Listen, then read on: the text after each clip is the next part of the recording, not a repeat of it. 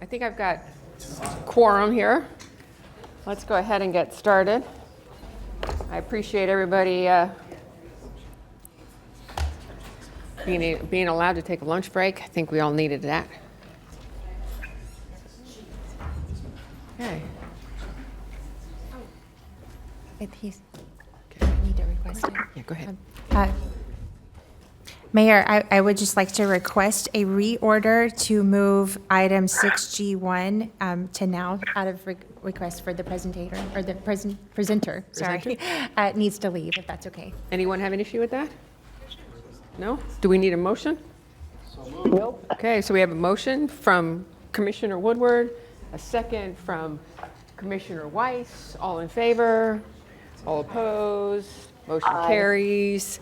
Okay, so we have moved the agenda around a little bit. Item 6G1. And Pam, I believe you're in the audience and would like to share with us? Yes. Come on forward and you can adjust the mic as you need. Okay.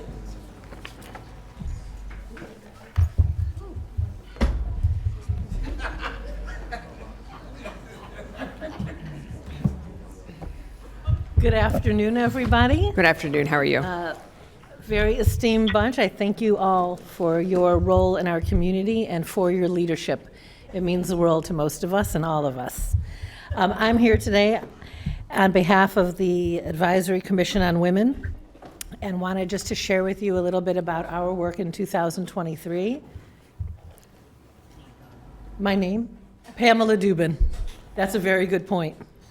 It is my honor to be part of this group trying to get a hold and make sure we are representing for all of you the issues that matter most to women across this vast, wonderful county that's in the largest growth mode almost seen in our history.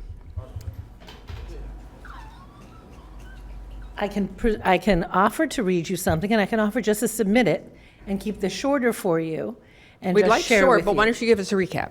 Quick recap. The recap is in 2023, we had a time of switchover and change within our organization and have had new people come forward and other people leave. And within that, we made some new decisions of how we were going to reflect women across the county. And in reflecting women across the county, we went out at first to get a survey and to ask people what they were worried about and interpreted their information, and we noticed that there wasn't enough participation in that we would perhaps like going forward, and then talked about what we can do to try to broaden that knowledge and outreach, and came to the conclusion that we would finish the 2023, because now we're at the end of 2024, but I keep speaking a year ahead of time, so you'll please pardon me with that. And so we made a decision to really look at data. So I come from data, so I'm a data-driven lady. So last year what we did is we spoke to organizations, local organizations, including Legal Aid Society, Palm Beach County, Children and Family Services. We created a video on violence with the Victim Services, who did an outstanding job and really believe that collaboration and finding ways to work together would be probably not only the secret of all smart women, but the fastest way to get things done most quickly. And we met only 4 times in the course of the year of 2023. In April, we had a meeting that came to a conclusion that what we needed was a speakers bureau for all of the women who are serving, who reach such varied audiences across the entire county, to speak on different issues, and then we decided we had to know what those issues were and come to the fore together to describe what data mattered most to inform all of you with. We looked at the U.S. Census Bureau. We had meetings with an extraordinary woman by the name of Rita Barreto, who also coordinated with the Florida Commission on Status of Women, and we found out the information used in Los Angeles County Commission report, and then spent 2023 preparing what kind of data and reports we were going to put together in 2024 so that we could inform you about women's top issues in the beginning of next year. That is going to be the end of my comments today. finalizing a presentation for approval by the Palm Beach County Board of County Commissioners to establish goal for the 2024 calendar year. Can I answer any questions? I don't see any lights on. So this is just a motion to receive and file. Yes. I have a motion by Vice Mayor Baxter, a second by Commissioner Woodward. All in favor? Any opposed? Motion carries. Thank you very much. Again, thank you all for your service. Thank you. Okay, so now we will resume the regular part of our agenda, and we left off at, thank you, 6D1, Equal Office of Business Opportunity, and this is a motion to approve on preliminary reading and permission to advertise for public hearing on January 14th, 9:30. Anybody need a presentation? A brief? A summary. May we have a brief presentation? Thank you. Well, good afternoon, Mayor Marino, Vice Mayor Baxter, members of the board, and Administrator Baker. I'm before you today along with Tanya Davis Johnson, Director of Office of Equal Opportunity, Alan Gray, Manager, Richard Sienna, Assistant County Attorney. Before you today are the proposed OEBO ordinance revisions, which are twofold: to align the ordinance with procurement code revisions, amendments to administrative reforms, affirmative procurement initiatives, and program administration that are consistent with the Office of Equal Business Opportunity policies, processes, and practices. With that, I'll turn it over to Ms. Johnson. Thank you, ACA Duran. Good afternoon, Mayor, Vice Mayor, members of the board. To respond to the request for a brief presentation, we wanted to make you aware that we were aligning the OEBO ordinance with the procurement code revisions that became effective November 16. Now, some of the substantive revisions that we are making to the ordinance specifically deal with definitions.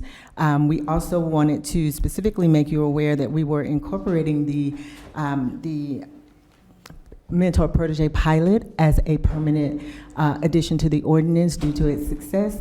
The pilot program was created and rolled out in 2019, where there was an opportunity for prime contractors to mentor small minority women business enterprises.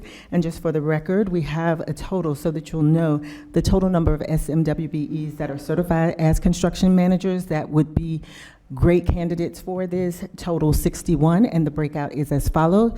We have 2 SWBEs, which are white females. We have 27 blacks, and this is under the SMWBE category, 27 black, 12 Hispanics, and the SBEs, which are non-minorities, total 20, for a total of 61. So those vendors would be eligible.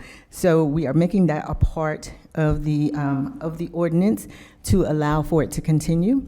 We also added language under SBE price preference. We wanted to make sure that where there are no opportunities for a vendor to subcontract, we want to make sure that they are performing the majority of the work. So we added that language in there to shore that up for us. We also added language to the vendor invoice and payment procedures, where we were talking about the payment of undisputed portions of an invoice, and where there are disputed portions, they could come in and address those and resolve them and pay that undisputed portion. But we didn't want to hold up a full payment, and that was already in there, but we just shored it up to include the Local Government Prompt Payment Act language from the Florida statutes. Commissioner Flores, do you have a question now, or do you want to wait till the presentation is over? We'll finish it. Okay, thank you. Thank you. We also added language to update the fees for special masters. We recognize that small business enterprises don't necessarily have, an abundance of dollars in order to pay a bond for a protest hearing. So we did work on a sliding scale, which is very much in line with procurement. So that language has been added, and I'm happy to give you those dollar figures if you would like. But, no? Okay. And then we wanted to clarify the frequency of reporting requirements in the OEB ordinance We wanted to be sure that we were in compliance with what our PPM says and what we should be doing by way of reporting. Now, what we did do, we indicated that the first and third quarters will be presented as receive and file. The semi-annual and the annual will be presented to the board at a board meeting, and I believe we are scheduled for February 4th to bring you the 2024 numbers. And then the other thing that we did was being sensitive to the audit and not being negatively reflected for not providing specific information. In the reporting section, we did remove some language that we don't have an ability to provide, and I believe that that's the statement that Commissioner Flores wants to address, and that was simply where we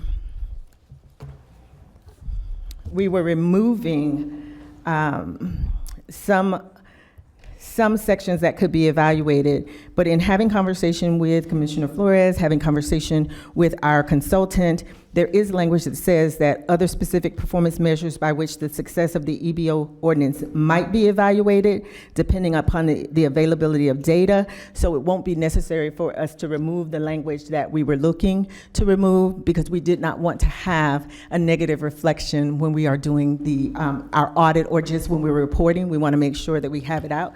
So with that being said, Commissioner, would you like to, I don't know if I can ask him. Problem, Commissioner Flores, do you have a Because that's question? the area of interest. Does that conclude your presentation?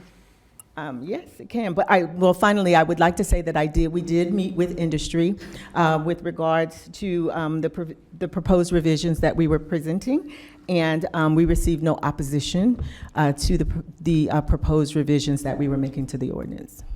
Thank you. Commissioner Flores. So, as I went through the red lines of the ordinance, you brought up one of my concerns, which is we're removing some of the, let's see, it's page 43, line item 1203, which is the MWBE evaluation preference for best value. So we're removing some of the matrix that we're going to use to measure the program.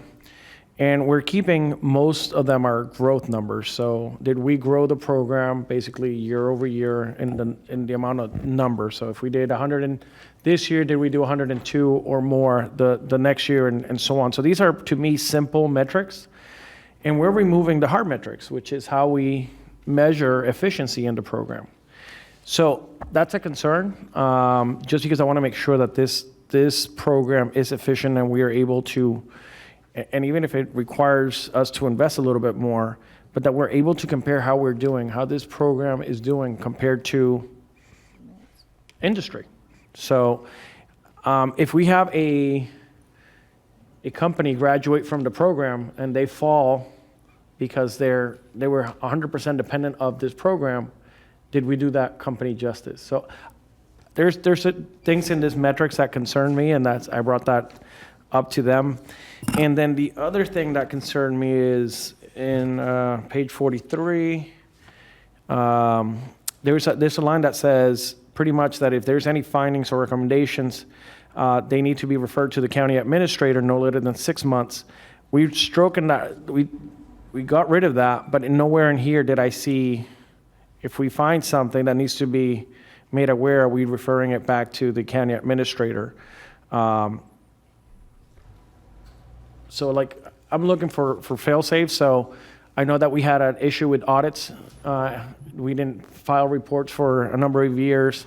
I know that this program concerns me, and it has concerned me for a long time, and I want to make sure that it works. So when we have things like this, that if this is, to me, a fail-safe, that if we find something that needs to be referred to the county administrator, that we do that, but we are removing it. Does the rest of the item need to be removed? Probably, but that sentence to me is a trigger that if something's up, we should report it to the administrator, but we're getting rid of it. And this is an ordinance, so once, it becomes effective, it's effective. So these are just a couple of the concerns that I have. Thank you. Do you have a way to address that? So what we would propose on the reporting element, we will leave it simply because we will remove the red line and strike through under the reporting items, which was C, D, G, and H. We will remove that from from red line strike through to leave it and to remain, understanding that we do have the language that precedes it, which says that performance measures by which the success might be evaluated, depending upon the availability of data. So that does support us. But what we did find was we reached out to the disparity study consultant to find out if this information will be provided in the disparity study, and they have indicated that that information will be contained in the disparity study result. So we'll be looking to see it there, but we will leave the information as it currently is, removing the underline and strike through for that. Thank you. So when we return the ordinance, you will see it in its natural form. Thank you. Vice Mayor Baxter. Thank you, Mayor. Following up on what Commissioner Flores was saying, so basically, the reason you're saying you didn't submit the information required in the ordinance for the auditor was because you didn't have it? No, what I was saying. Wasn't available? What I was saying. Please keep your answer short. What I was saying as it relates to the reporting mechanism, I just wanted to make sure that we could adequately report out the information that is available to us. So, and I'm looking through, do you happen to have a copy in your presentation of the lines, because I don't have it in front of me, of what you are taking out saying that you don't have that information to be given to the auditor? Is it part of the presentation or no? No, I did not put the full ordinance. Well, not the full ordinance, just if we're taking out a requirement of reporting to the auditor, I think that's a very specific lines that would be valid to this conversation. I did not put it in the presentation. I have the information that's contained in the red line and the clean copy that I provided to the board. Which we did go over, so I do appreciate that. I just want to make sure, so are we, if we can't put it up there, would you mind reading it to us? Which portion would you like for me to read? The part What that I you're was saying that striking? has been, yes, that has been stricken. Alrighty. It says, growth in the number of SMWBE and MWBE firms that are bondable and in the collective bonding capacity of SBE and MWBE firms. Growth in the number of SBE and MBE firms that successfully graduate from the program and remain as viable competitors after the passage of 2 years. Comparability in the annual growth rates and median sales of SBE firms and MWBE firms as compared to other firms, and growth in the percentage of contract dollar participation of MWBE firms in the private sector of the relevant market. So these are numbers that that are no longer going to be required to be reported to the auditor? No, as the information becomes available to us, we can include it. So then, who is determining the availability of the data? They're asking us to compare Palm Beach County certified versus the universe of SMWBEs. That information had not been readily available to us. So to the extent that that information does become available, we are happy to provide it. There's just, we did not have information that was directly related to the universe of small businesses. We were only able to get the numbers, but when we get the numbers from the department, I think that is the Department of Economic, from the state, when we look to get that information, we simply just get the numbers of vendors that are in the state of Florida. And then we specifically look at Palm Beach Even with the red line County. striking through all that, we will still be required to report the number of successfully graduated subcontractors? We can tell you those that graduate from the program, but remember, the board approved for us to be able, in March, you approved for those vendors to continue on their contracts. So No, which although- I want, I'm just making sure we're still reporting those. Yes.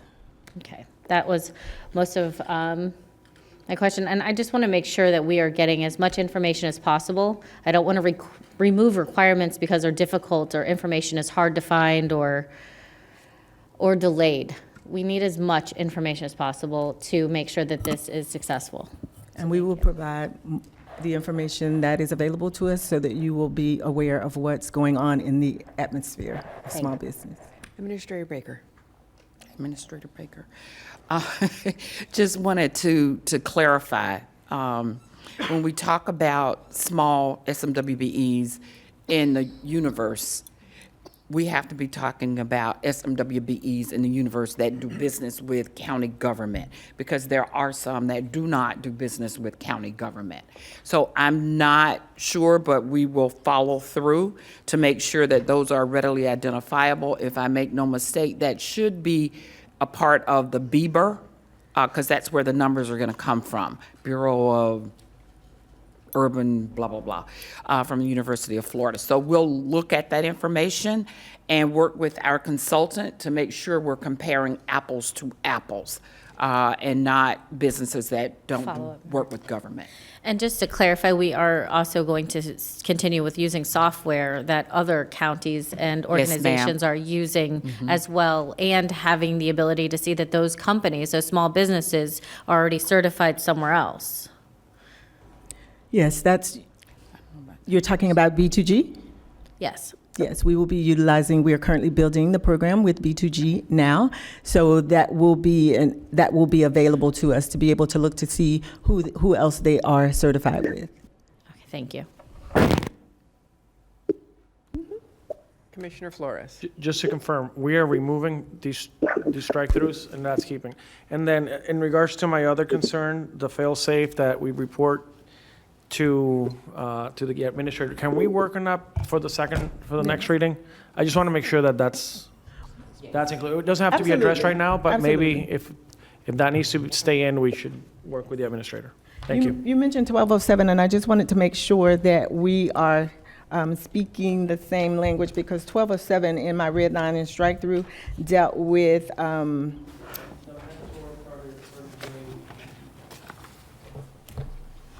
the mentor protege program. Gotcha.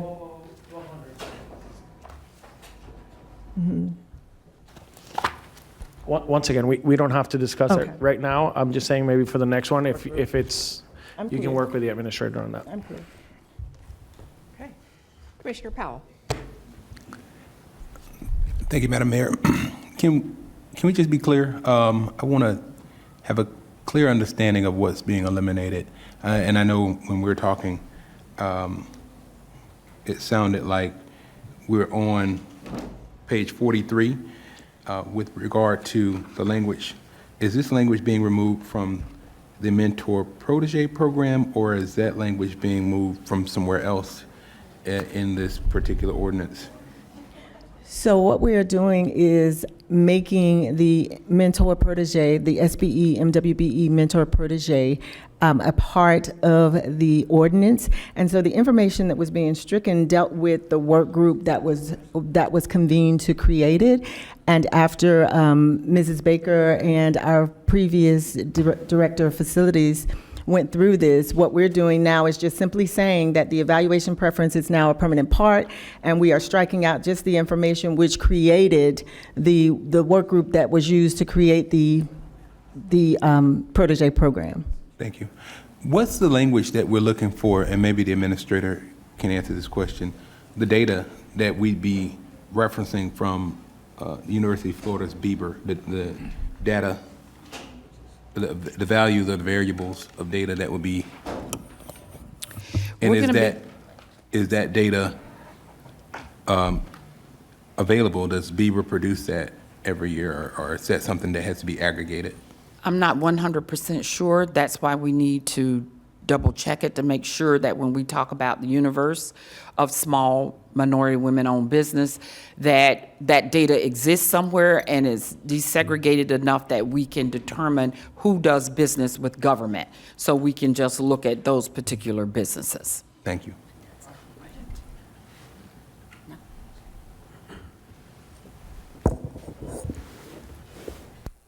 Thank you all.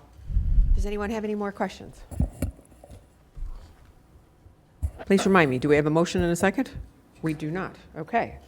So would someone like to make a motion to give permission to advertise? So I have a first from Commissioner Weiss, a second from Commissioner Woodward. That's from Did we need to make a amendment to the motion to change that part of the ordinance relating to line 1,000 or the reporting to the administrator? I'm missing something here. I thought we wanted to amend it is, but we should give direction to staff and how to bring it back. I think the board has given us direction on that, got and it. we will bring it back when we bring back the information for adoption, the adoption portion of it. We will also get with Commissioner Flores to make sure that we've covered the issues that he thinks needs to be specifically covered. All right, thank you. Thank you. So we have a motion and a second. All in favor? Any opposed? See that it carries. Commissioner Sacks, are you on? See that it carries 6-0. Yes, Commissioner Sacks is on. Yes, 7. See that it carries 7-0. No, can you hear me? That's okay. That's okay, 7-0. I enjoyed the conversation. Thank you. Thank you. All right, so we are now going to move on to 6E1 of the regular agenda, planning, zoning, and building. And everybody wants to hear this conversation, and we have 2 cards. So let's hear the conversation of the transportation master plan request for proposal.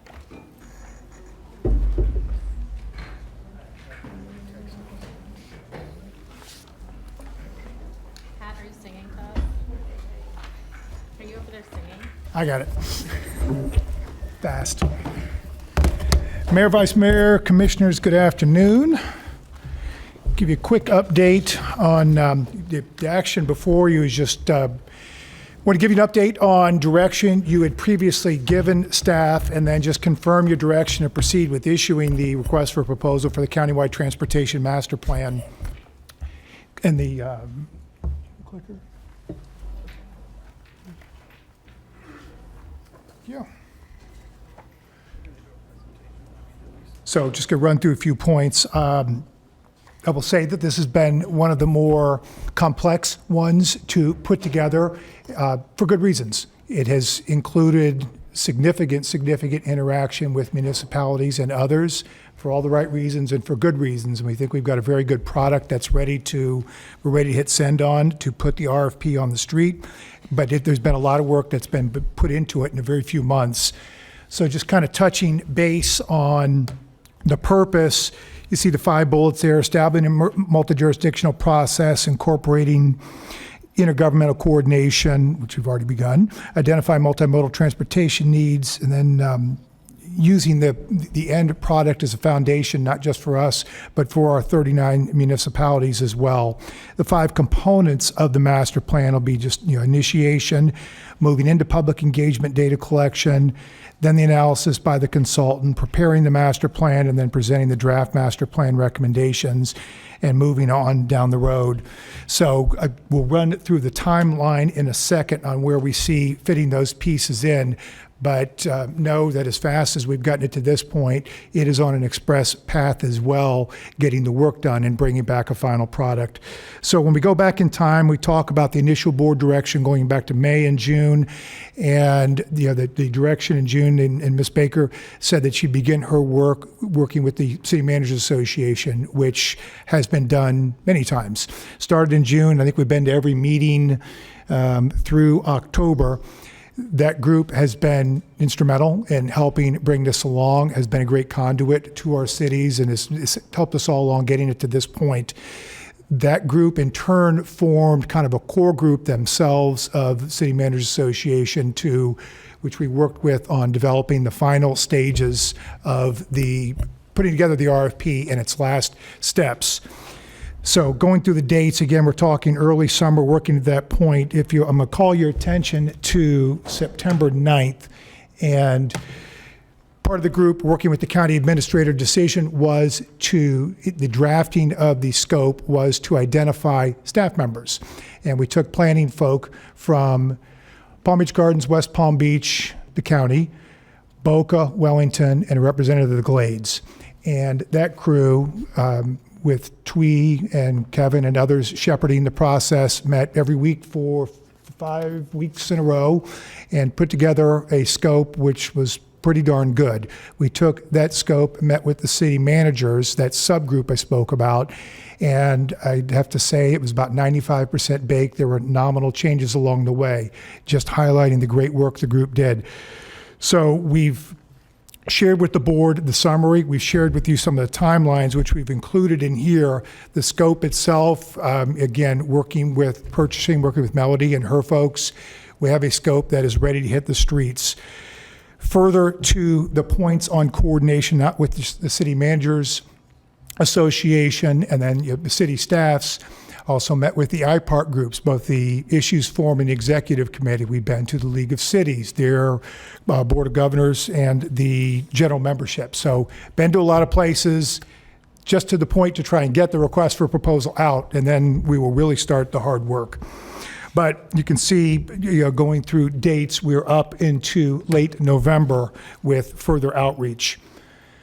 Last couple slides, just framing it all out on work, and then the looking forward piece. Some of those dates we go back to August and talk about work with the city manager, developing that core technical group, that planner group that did the greatest work, developing the scope, run through the dates. Presuming board direction is in the affirmative today, we will hit send on the RFP in about a week or so.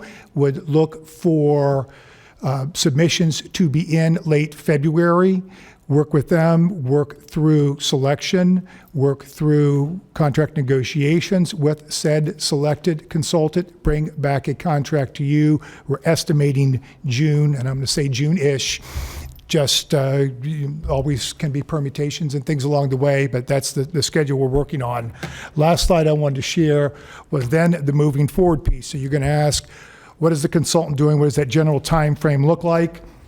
So we start project initiation in July. We've already had some conversations with cities, and I think at both the IPARC meetings and at the city manager meetings, there's nothing that precludes any city from starting to gather their information, their data, their plans, their thoughts right now. They don't have to wait for a consultant. They can have that ready to go. But once that initiation kicks off, you see we're getting into late summer, into early fall, the public engagement, the data collection from all the cities, from all the interested parties, working late fall into early 26, consultant performing the analysis. Then we get into early 26, from probably the winter into the spring, working on preparing the master plan itself, starting to do the reach out, then with that, taking that draft out, meeting with others, and presenting it. So we're looking at spring of 26 to have this done. Can only tell you there are a lot of interested parties. We know that. A lot of information that's going to be out there. It's going to be a tall task placed on our consultant. So, and we will be sure they are aware that we're on a very tight time frame. That's all I had. I just wanted to say a quick thank you. I really want to note TWE's work.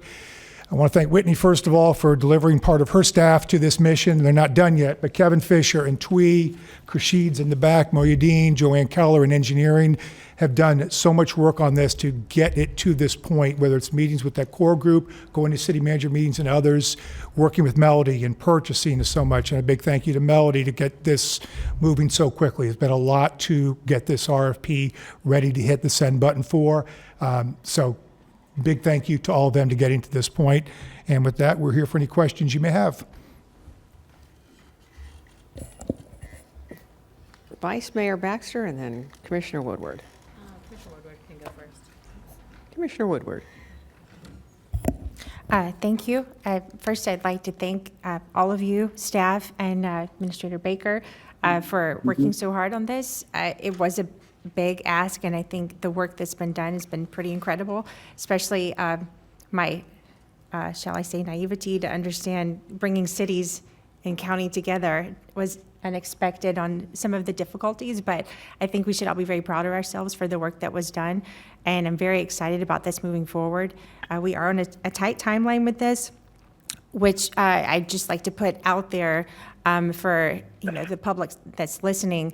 Now would be the time to start getting your stuff together before the consultant's chosen, and I'm sure us, we already know what we need to deliver for our unincorporated areas, but we also have county roads and POMTRAN, all of the projects that go throughout the entire county. That's on us, but there's also a number of special districts that can participate in the Issues Forum, which has so far been a very good outlet for this to have discussion.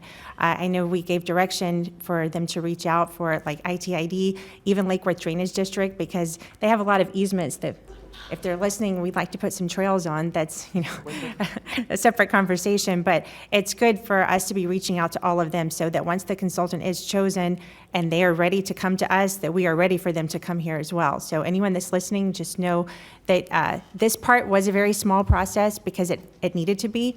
But once this opens up, everyone in this county is a stakeholder in how we move people around. However that is chosen, we want to have extra options.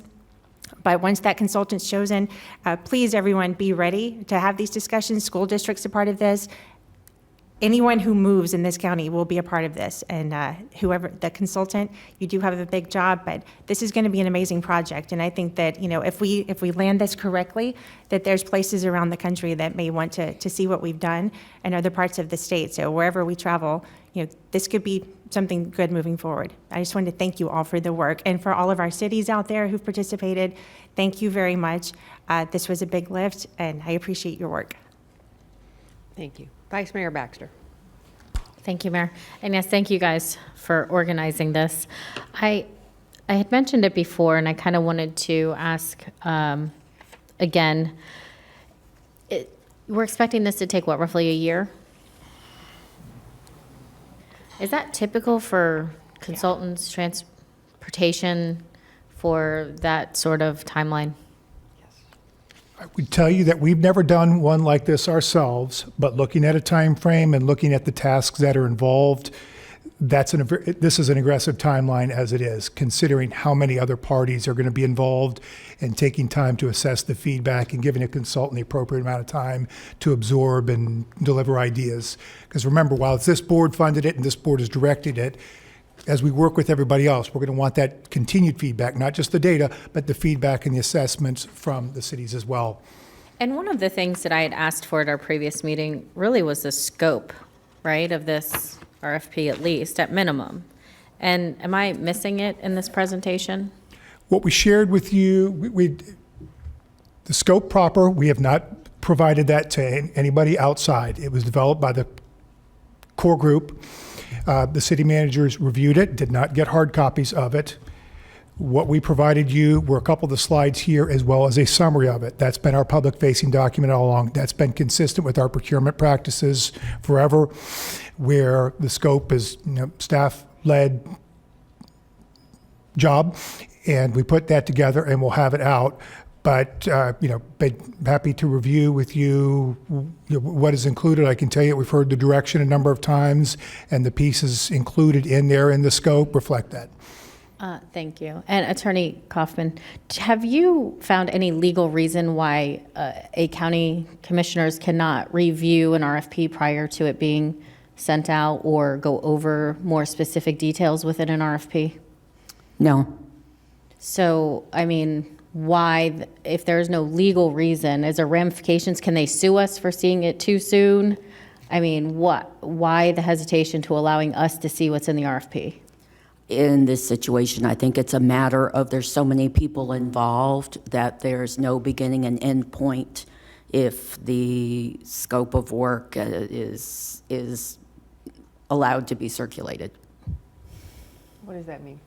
That means that one person has one word they want to change, and then somebody else has to review that and approve it, and then somebody else changes a word here or there, and it just goes through a constant cycle of wordsmithing and changing this and that and going through different parties. And there's so many parties involved that, it's difficult to reach resolution. That's the only, I'm just speculating, honestly. I was not involved in that. That's a procedure that's trying to streamline the resolution of this. So follow up, Mayor? Sure. So, but we could then all receive it. We could all review it and then come back to a public meeting and state what we liked or didn't like in it? Absolutely. But then we're delaying the process even more. And quite frankly, I think that, and I know that this question has been bandied about. and I'm going to interrupt for a minute.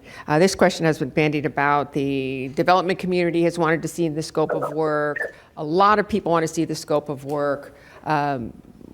As we said, and as I've said to a number of folks that are in this room and are listening, we also have a question and answer period next month after the scope is put out, and the scope can be adjusted at that point in time. Is that correct? Wouldn't say the scope. massage The it a little questions bit? can be answered, clarifications to points, yes. Okay, and we were trying to contain this because every time a document goes out, it gets changed. Correct. Okay. So by putting this out today, and I know that there have been a lot of questions about the scope of the work. If we don't put it out relatively soon, we are now again continuing how long this is going to take in the future. So, I mean, Commissioner Weiss asked for this how many months ago? May. So I know that I have more lights on. My opinion would be that we just need to get it out there. I think between the staff, between the city managers that are the ones that are actually going to be the city managers and the engineers are the ones that really know what the scope of work should be. I believe I'm comfortable with the process so far. I know that there's going to be technology involved. That was a question that was asked over and over again.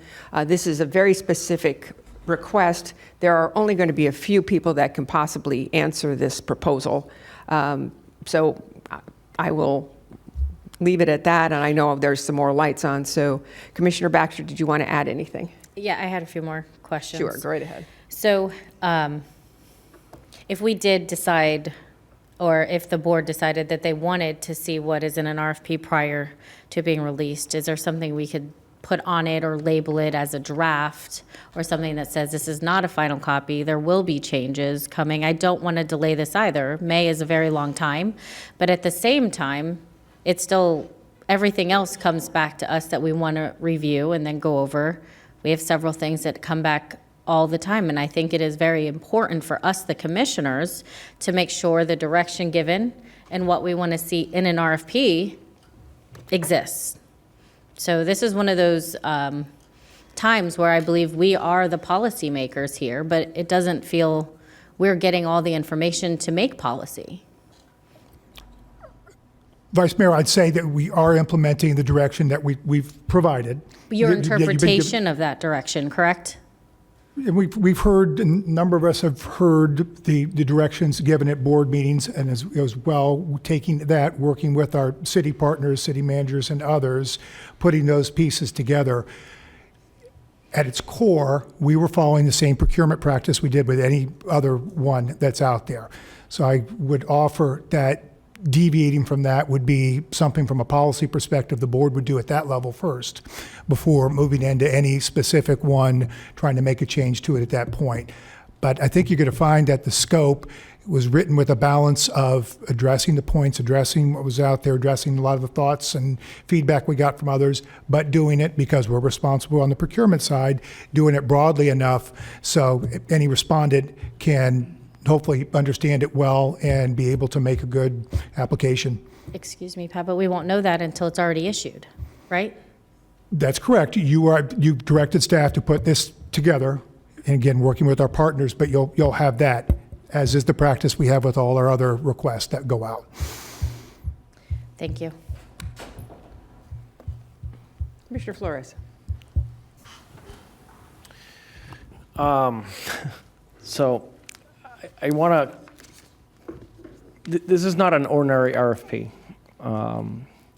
And the reason that a lot of people have wanted to see the scope of service is because we want to make sure that when we go out, it's the exact same thing that we're all expecting. And this is long before me, so I'm trying to play catch up. All I can say is that the only reason that today I feel comfortable with moving forward is because I talked to my city managers. There's one sitting in the back here today. I met with Palm Springs. I met with Atlantis city manager. And these are people that I trust, and when they tell me something, I feel confident in what they're saying. So I am going to go along with this today. But we have to realize that what you're asking us to do is not very comfortable when you're on this side. Because we're the ones that are elected. We're the ones that have to face the music. If we go out, we spend all this money, and that's not exactly what we need it to be. So I want you guys to understand that side of the house, because at the end of the day, we're the ones that should be making the decision. And I understand that you guys have your process, and I respect it. But this is not an ordinary RFP. We are looking at changing transportation in the county for years to come. So I want you guys to please, as we move forward, to understand that that's what we are elected for. And now, do we need to get into the weeds with an RFP? Probably not. But do we want to make sure that everything that the board wants to is included in the RFP? I think we have a right to see that. My comments wasn't regarding that, but since Commissioner Baxter made some comments, like I said, I'm going to go along with this just because there are some people out there that I sat down with and they calmed me down and they said, you know what you're looking for, it's in there, okay? Now, one of the things that when we sat down and we spoke that was a little concerning was that you guys are going to, at the end of this process, you guys are going to come before us and give one recommendation. I would like this board to be the one to make that final decision, maybe the top 2 or the top 3, to come before, present, answer questions, and make sure that we are comfortable with who we decide to pick at the end of this process. So to me, that's important, because I want to look in the eyes of the people that are going to do this project moving forward. Very similar to my first meeting on the dais up here. We had 2 firms come up, they presented, and we decided who was going to carry on this task. So those are my comments. Thank you for the work that you guys are doing. I understand the work that you have done up to this point. One final comment is, I understand we want to get this done, but I don't want to rush it and have something fall through the cracks. So that's my last bit of it. Thank you. Thank you. Mayor Marino, when it's appropriate, I'd like to speak. Okay, Commissioner Sachs. Commissioner Sachs, hold on a second. I have 4 people whose lights are on, and when they're done, I will call on you. How's that? I said that when the other folks are done, I'd like to be heard. Thank you. Okay, thank you. It's a little difficult to hear you. Commissioner Powell. Okay, I'll speak up then. Thank you. Thank you, Mayor. I guess my comment would be that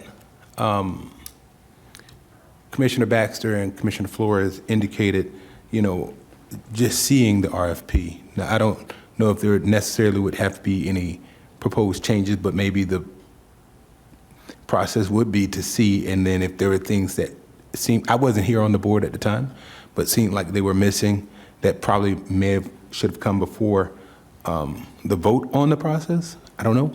As you all have indicated, it is a unique RFP, so that's why I can relate to what Commissioner Flores is saying in terms of being on this side and trusting the process and trusting the city managers. I met with a few city managers who have indicated that this has been a long and arduous process that they put a lot of effort into, so I trust and believe that. I have a question, though, and the question is with regard to the comprehensive plan and the transportation element. Is there a nexus, a relationship? Must there be a relationship between the countywide transportation master plan and the transportation element of the comprehensive plan, and what is the process, what happens there, right? Does the comprehensive plan, will that inevitably, of course, probably need to be changed based on the recommendations of this proposed RFP? And in terms of an RFP, and being in the blind, for a countywide master plan, exactly what are we hoping for? What is the ultimate objective? To your first point on questions about the comprehensive plan, yes, all 39 cities plus ourselves for 40 comprehensive plans are plugged in. We'll know, not just the static ones on the day of, but changes that are made along the way as well, be it your transportation element or site-specific amendments that increase density or intensity along the way. The idea is the end product isn't a one and done end product. It will be fluid and organic and move with the changes. What was the other question related to, do you want to take that one?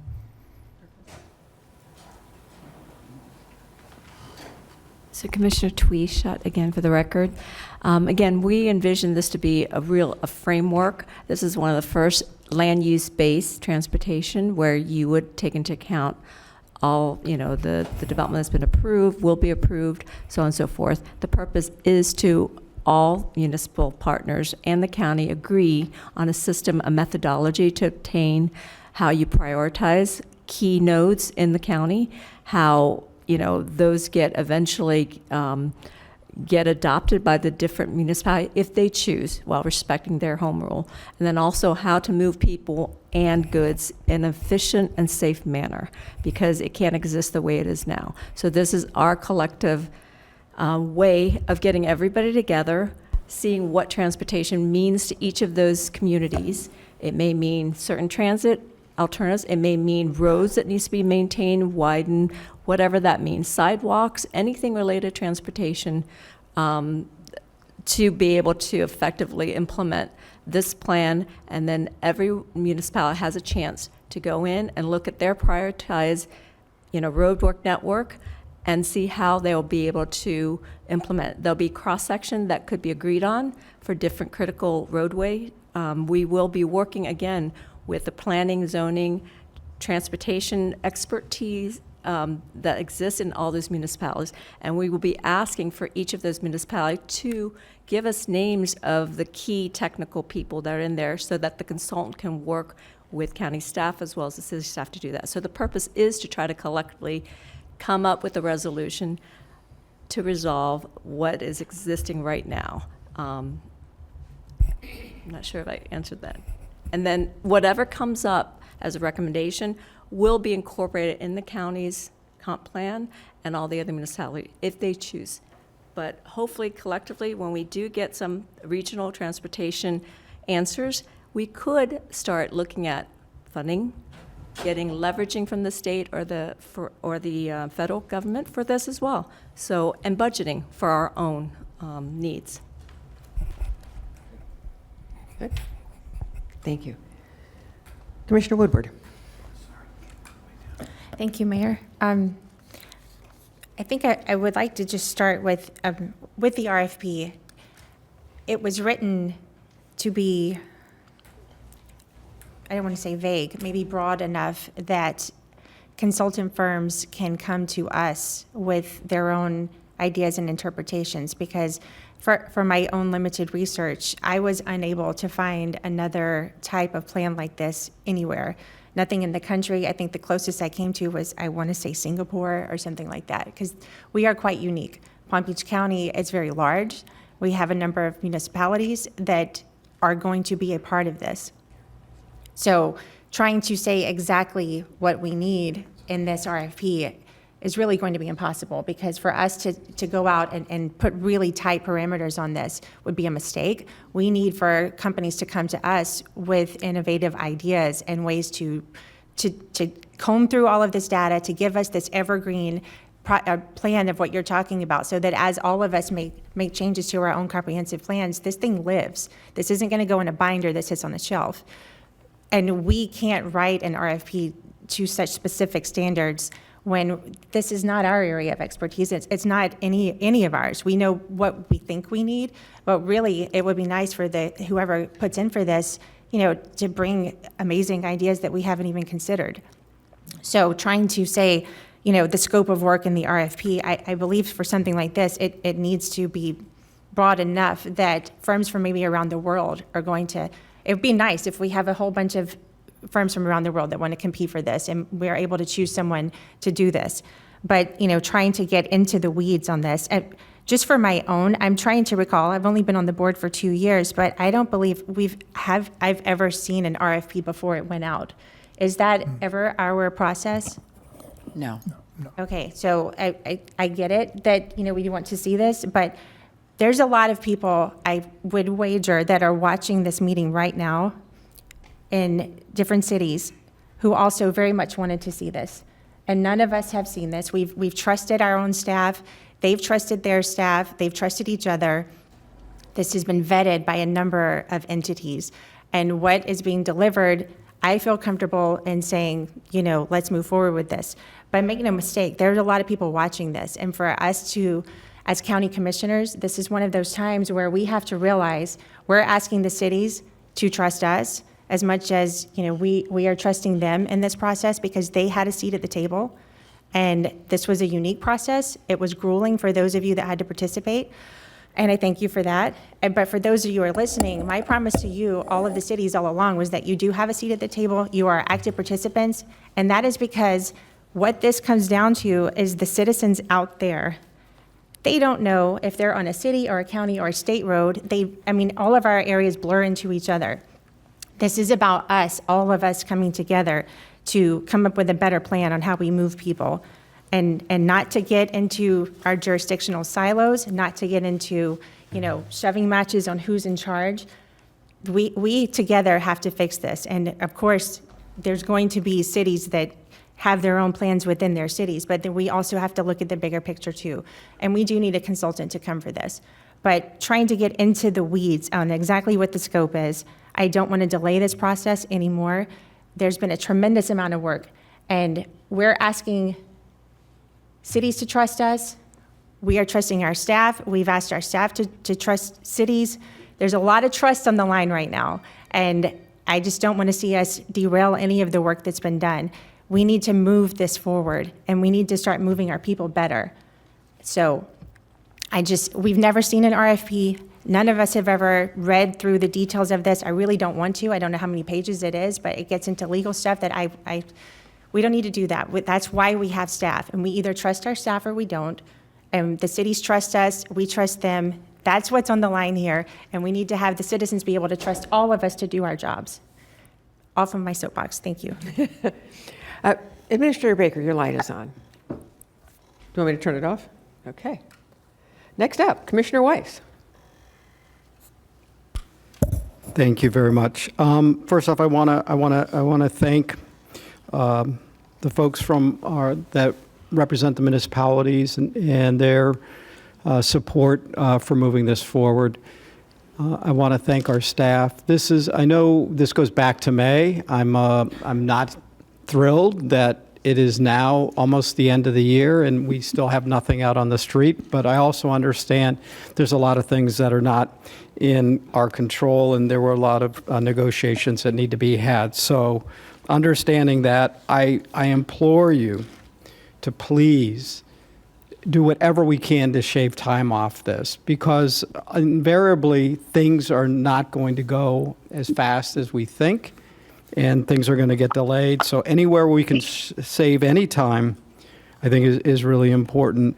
As Commissioner Woodward said, as it relates to getting involved in the RFP, and I just want to be clear, I've never, other than giving direction, and my direction, as far as I'm concerned, 99% of the time is followed by staff.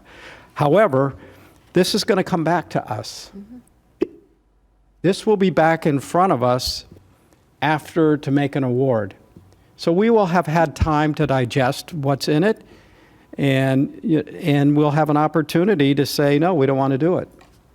And so be it, if it doesn't deliver what we want. But we need to get this out on the street.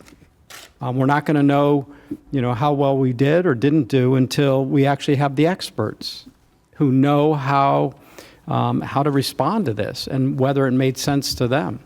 And we'll see that in their responses. And if it makes sense, then we move forward. And if it doesn't, it doesn't. And we miss whatever windows we were trying to get to. And I guess we'll have to all be comfortable with that.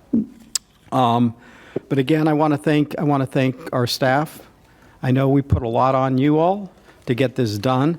And I'm looking forward to having this put on the street and getting this moved along, because our residents, our businesses can't wait any longer. We're already behind, and every day we continue to get further behind.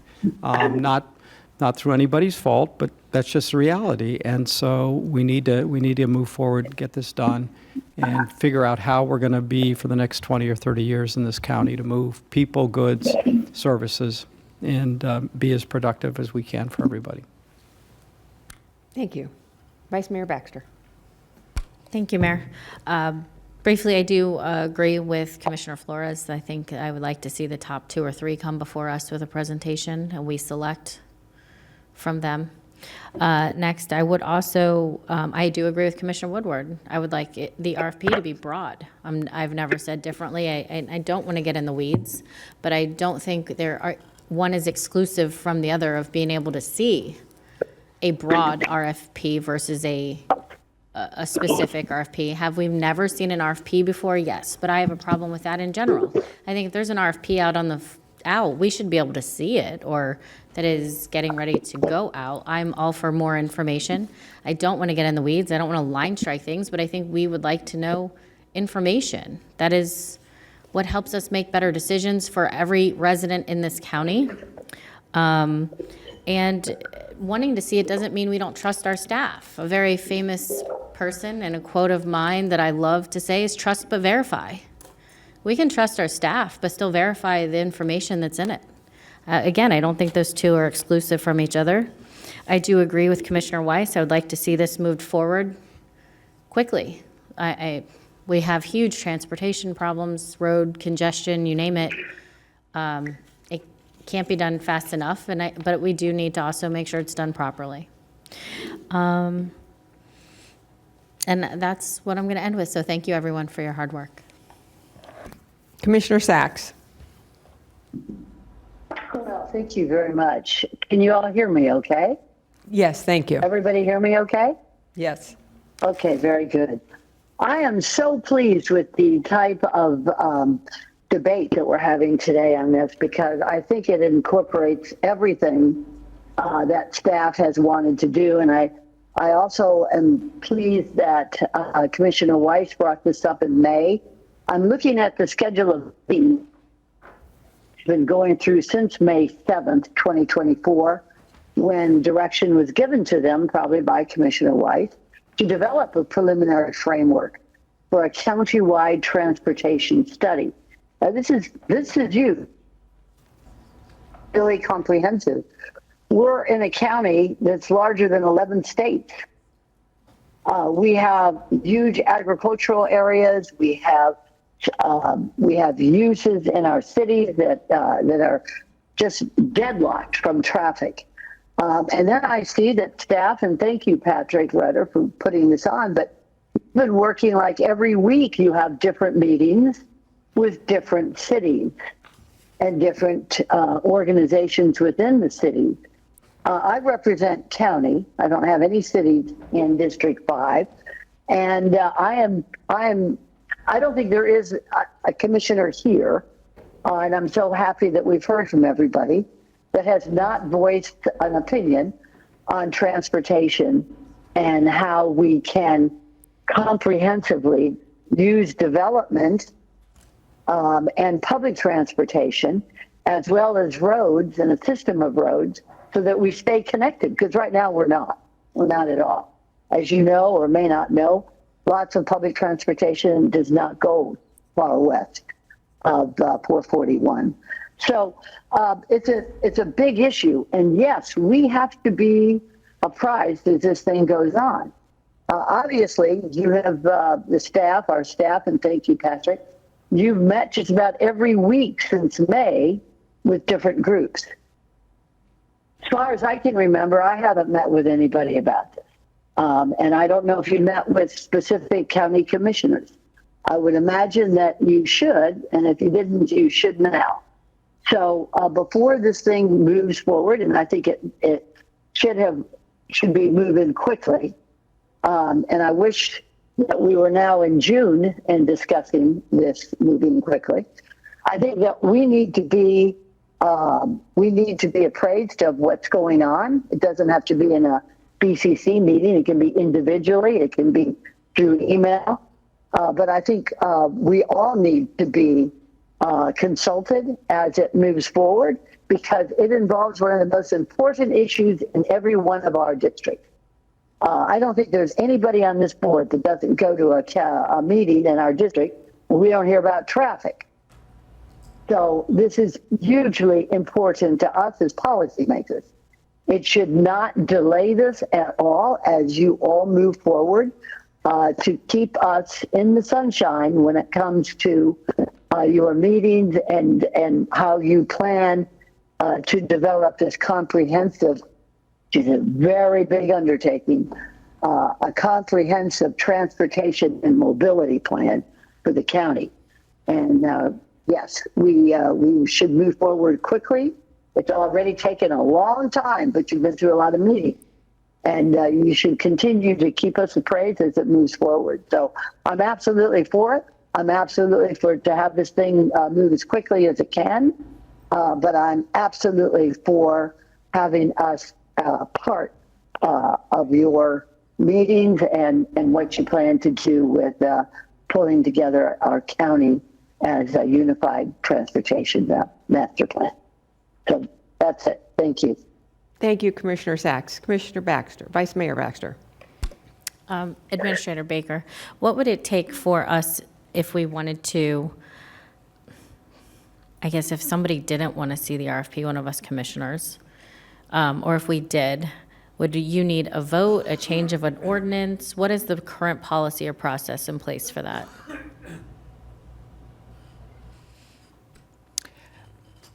I think it's more of protocol and practice that we've had in place.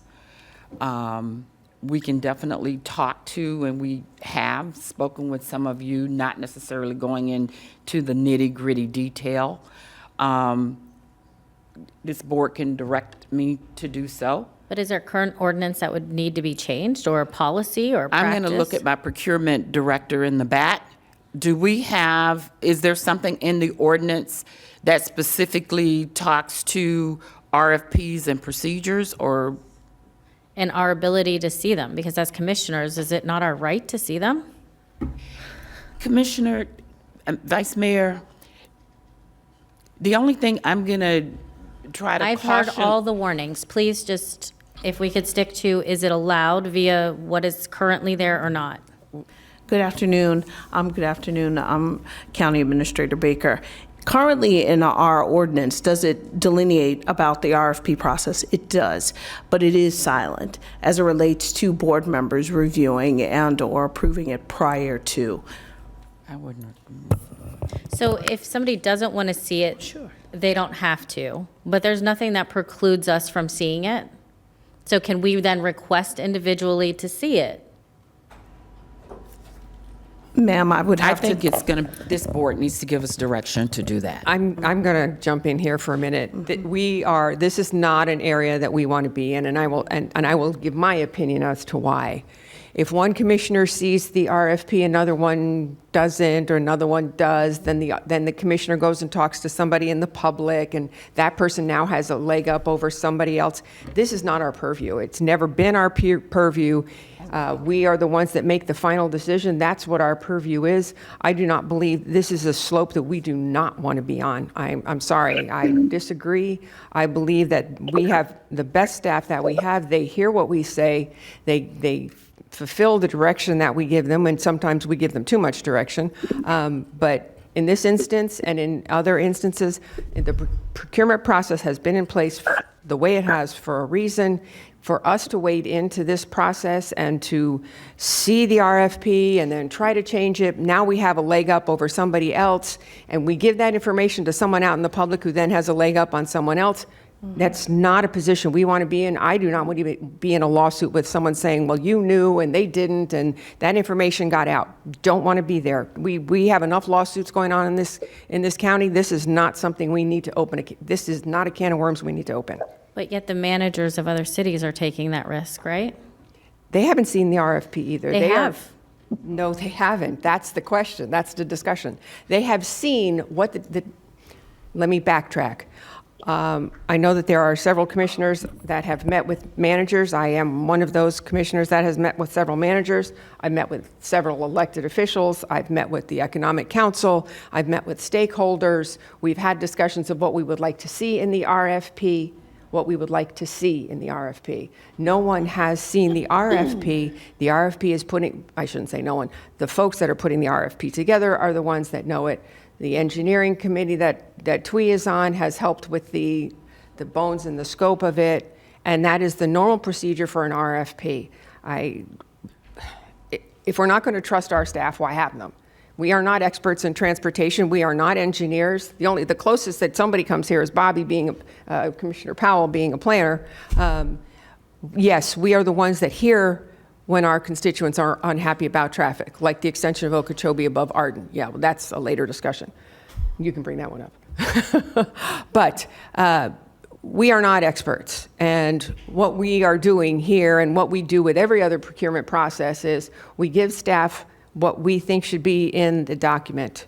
We have the ability at the end to add, we don't have the ability to add, subtract, but we do have the ability to, whoever does bid on the scope of work, include anything else that we think, because now we think there's something missing, add it. But this is not a process that we need to be in the weeds on. It is a nightmare for legal, is all I'm going to say. May I So, finish? you may. So to follow up on that, so the managers have not seen what's in the RFP? Let me be real clear. The only thing that the managers have seen was we handed out no documents. The planner group that created the scope, that was reviewed with the subgroup of the city managers, not the large group. No documents were handed out. It was on a screen, made nominal changes to it.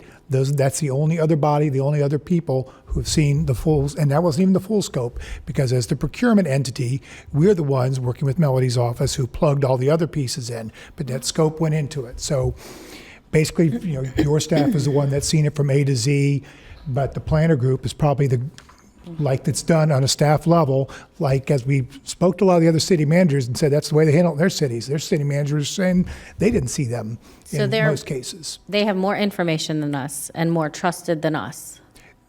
They all shared the same way that this process is being done, the same way that they handle it in their cities as well. Thank you.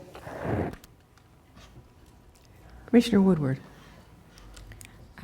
Thank you, Mayor. Just a quick reminder, we do have 2 cards. But I did want to say I support what the mayor was saying as far as us not seeing this.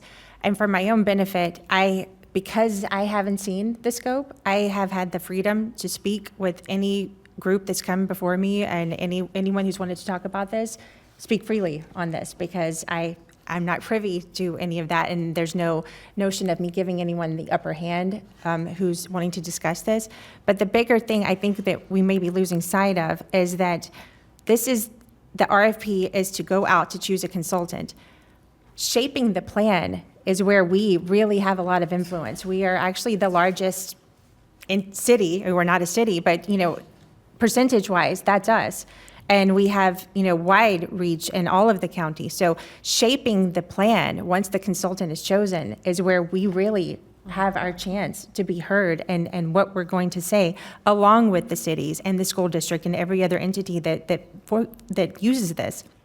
But that's when our voice really needs to be heard. What is it that we want for transportation? What are our goals in our different districts? If it's road priorities or bridges or public transportation, that's where our voice needs to be heard. Getting bogged down at this stage before we even are able to choose a consultant, I feel is a waste of our own energy, because we need that energy in the coming year. Once this consultant is chosen, that's when we shape the plan and we shape the future of transportation in the county, not in this part. The consultant will then listen to us, whoever that is that gets chosen. That's where we should be speaking. So with that being said, I'd like to make the motion, unless Commissioner Weiss would like to, since he brought this forward in the first, and I'd be happy to second. Okay, I'll make that motion. Okay. We do have two cards, too. So we have a motion by Commissioner Weiss, a second by Commissioner Woodward. We have two cards, and Commissioner Flores has his light on. Would you like to speak, Commissioner Flores? Okay, and Virginia, your light is still on? Okay. All right, thank you. We have two cards. We have Drew Martin and Jonathan Hopkins, although he said if he had to leave, could I read his comment into the record? Okay. Do you want to go first, Commissioner Woodward? Can you read that? Drew, go ahead. Okay. Drew Martin, I'm here on behalf of the Loxahatchee Group of the Sierra Club. Obviously, we're very concerned about modal transportation. We'd like to see things other than cars, just because we have a lot of cars already. And that's what the problem is. And a lot of people get in their car every time they want a quart of milk and this and that. Now, ultimately, as more and more things can be delivered to people, we might see less cars. In fact, Amazon wants to use drones. So who knows if the drones will collide with birds. That's something we'll be concerned about from the Sierra Club angle. But, I would like to see more public transportation east to west, because that's when I get on Forest Hill or Lantana Road or Hypoluxo to go west, and it's after 3 o'clock, I know I'm going to hit a major traffic jam, particularly going over I-95. And the problem is, if you have a problem on the Turnpike or I-95, you really multiply it fast. And, people coming out of Palm Beach, it's a huge traffic jam through Lake Worth. So I think it's really, this is important, but to get people out of their cars. Now, some people cannot get out of their cars. We understand that. But I notice young people a lot now are not even getting driver's licenses because they're using motorized skateboards. I see a lot of motorized bikes. Now, I don't know if that's a safety issue, but it's definitely getting people out of their cars. Now, the thing I'm really concerned about, and I take Palm Trans, is that you don't have covered places to wait for a bus. And I hate to see people running the risk of getting totally soaked or struck by lightning because we don't have any cover over those bus stops. I don't know if that's going to be something you're going to talk about when you do this report. But if you want to get people to ride the bus, and the buses are air conditioned, really cold air conditioning as a matter of fact, but the bus stops don't have any air conditioning and there's no way to get out of the heat. So I think we need to look at bus stops, and I'm hoping we'll have a chance to make those comments from the public standpoint, because I think we need to reduce the number of cars and we need to encourage people to drive less. And maybe one of the things we need is maybe to have businesses not all be 8 to 5, 9 to 5, 9 to 6, whatever, so people are running their different times a day. So the last thing I want to say is just on matters by the public. I know you didn't have it today. I know it's not on the agenda, but apparently it was online. And some people did come all the way over here, including a lady sitting next to me who came all the way from North Palm. So I don't know why you don't have matters by the public, but I mean, I'm sure that's your right not to have it. But it would be nice, to make it really clear so that people don't drive all the way down here. Thank you.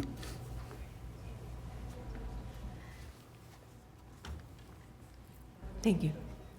Go right ahead. Okay, and this is for Jonathan Hopkins. He asked this to be read into the record. This transportation master plan is critical, and the joint city-county drafted RFP is the right path to create one. It recognizes that the needs of different places in our county are varied, but progress is essential. Cities and county staff have worked diligently, and their efforts should be complemented. Time and quality are essential. We hope the commission helps expedite this process while ensuring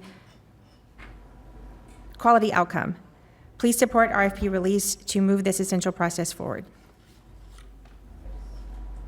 Thank you. Commissioner Flores, your light is still on. Yeah, I think it's just a point of clarity. Two things for legal I want to ask. The first one is, if there was a public records request to get a draft of this, could they actually get it? Yes.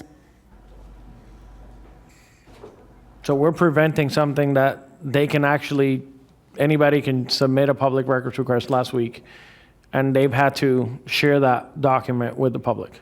Yes. Thank you. And the other point is, did you state that there's nothing that would be illegal by us seeing it, or at least a scope before? There's nothing wrong with you seeing it and/or having input into it. And would it interrupt the process at all? That I can't answer because it depends on what you say and discuss after you see it, and how many other people want to see it after you see it, and what kind of, where it leads from there. Okay.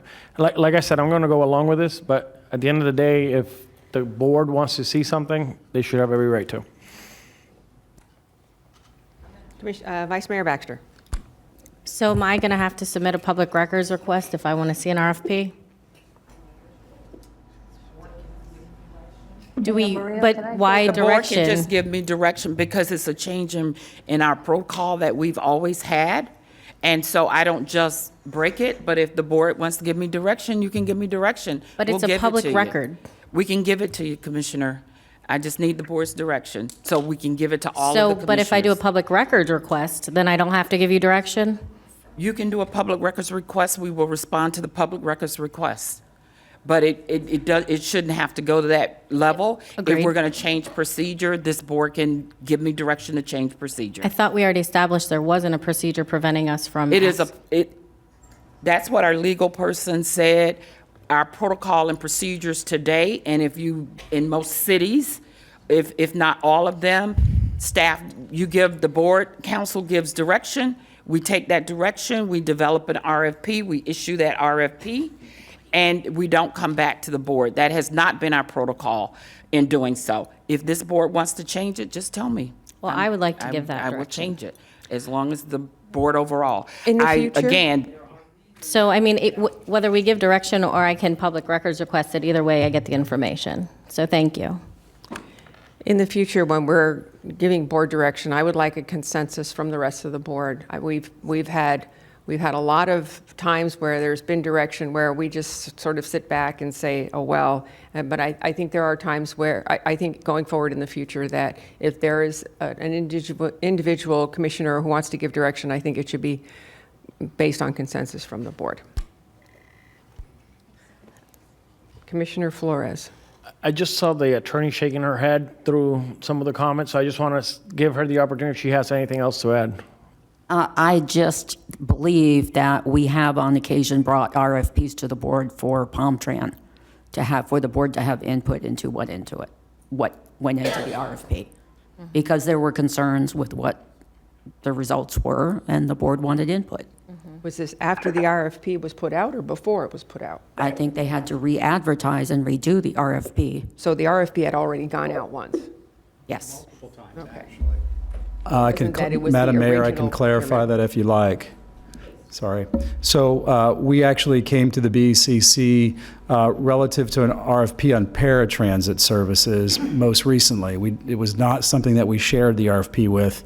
We shared very high-level parameters, such as what you've gotten from staff today on this, but not the details, nor was there a plan to bring back that document of that RFP. I mean, and the reason is to just maintain the sanctity of that document, to prevent exposure from us. That RFP's been challenged a number of times already, and when you start getting in that level of it, that's what we worry about in the back end, is those challenges that we're going to get. And if you want to slow down that process, that's why some of those types of things are guarded until you get that out on the street, so that you have as fair, level, equal playing ground amongst folks who are bidding on it. And that's what we did with Palmtran. So we did not share that document, though, in its entirety, but just very high-level details of what we plan to maybe change in it going forward from previous documents. So just to clarify that. And staff, if board gives you direction today to proceed with the issuance, when is the RFP going out? About a week, it will be out next week. So all of this machination over 1 week? We're ready to go. All right, thank you. You had your light on and then turned it off. Okay. Vice Mayor Baxter. Following up on what Todd was saying, so you keep harping on a fair. Can anyone make a public records request? Mm-hmm. The attorney. So can anyone make a public records request? Absolutely. So And- isn't that fair to everyone? Well, and the best scenario is discussing at a public meeting, so anybody who's interested in bidding can hear the conversation, will know what changes are going to be made. Everybody's going to have everything posted on the website, including the RFP, any questions and answers regarding the RFP. So, And to me, this isn't just about this RFP. I mean, yes, this is a unique one, but I think any commissioner should be able to get any information if there's an RFP out there. And the conclusion that I'm always hearing is that this board is going to do something terrible, like go share this information. Honestly, I'm quite disappointed, I guess would be the best word, that the worst case scenario is always drawn for how we will handle information. We can keep things to ourselves, I promise you. I mean, I can read an RFP and not go share it to anyone. And the assumption that I wouldn't do that is kind of, it's really silly. So, go ahead. It was not my intention to say that commissioners should be getting drafts of RFPs individually. I understood. Yeah, it should be done at a board meeting. If there's an important enough matter for this board to discuss, it needs to be done in a public meeting, and that's a fair forum for everybody. I guess my point is, but again, if we can already public records request. You can. Any RFP that's in draft, then we could potentially see it. If it's been drafted and shared with someone, then it becomes a public record. Okay. In So- this case, it has been shared. And so that's my point. And again, whether it's this RFP or any future RFP, information, holding information back from us, I think, is a bad practice. Transparency is key in everything we do. So I don't know why this seems to be such a different scenario. And as far as giving direction, again, this is only a week away, so I'm not going to give direction for this particular RFP. It's not worth it, but I think this might be a bigger conversation for another day. Agreed. Okay, there's no lights on. It's been a challenging discussion. We have a motion and a second on the table. At this time, I will take a vote. All those in favor? Aye. Aye. Any opposed? Aye. Thank you. Motion carries 7-0. Okay, we are on to 6F1. Commissioner Weiss, did you say you had a hard stop at 3? Sure. Commissioner Weiss, you can be recognized. Thank you, Mayor. Unfortunately, I do have a hard stop with a community event that I had scheduled before this meeting got moved.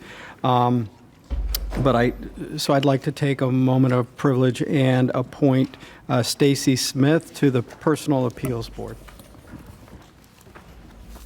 That's it. Thank you, and have a great rest of your meeting. Do you have any proclamations or anything? Okay, all right. Mayor. Ms. Baker. Before staff leaves the room, I'd like to thank them. There's been a lot of hours and machinations going in here. And I also know that the city manager for Green Acres was in the audience as well. I'd like to give a huge thank you to the technical staff that actually did the real work, our engineers, our planners, et cetera, on doing the groundwork for this. This was very unique. It took a lot of effort to get to where we are today. We started out with a meeting with the city managers. The first one was not a very pleasant meeting, and it's because of home rule. Everybody wanted to make sure that their home rule was covered. And so we're at a point now we can continue to move forward, and I thank the board for your indulgence in this. We hear you loud and clear, and it is our goal to implement what you tell us, nothing less. So I look forward to, if we want to change protocol, that this board directs us to do so. Other than that, Patrick, thank you. And I'd like to thank Brian Morey from City of Atlantis and Mike Bornstein from Palm Springs, because they were very instrumental in working with us. So thank you. All righty. Parks and Rec. I love this part. Hi. All right, we are on a regular agenda item 6F1. And this is the motion to approve the County Parks and Rec Long Range Master Plan. Good afternoon, Mayor, Vice Mayor, Commissioners. Thank you for the shout out at the Chamber of Commerce this morning. You're welcome. And the importance of parks in our community. I think you'll find, and we'll give the presentation however you'd like us to today, but what we're talking about today in our Long Range Park Master Plan dovetails with, we heard transportation, trail systems, connectivity countywide, as well as the tourism master plan that's going on currently, and the housing master plan as well. It's all connected, and parks move along with that.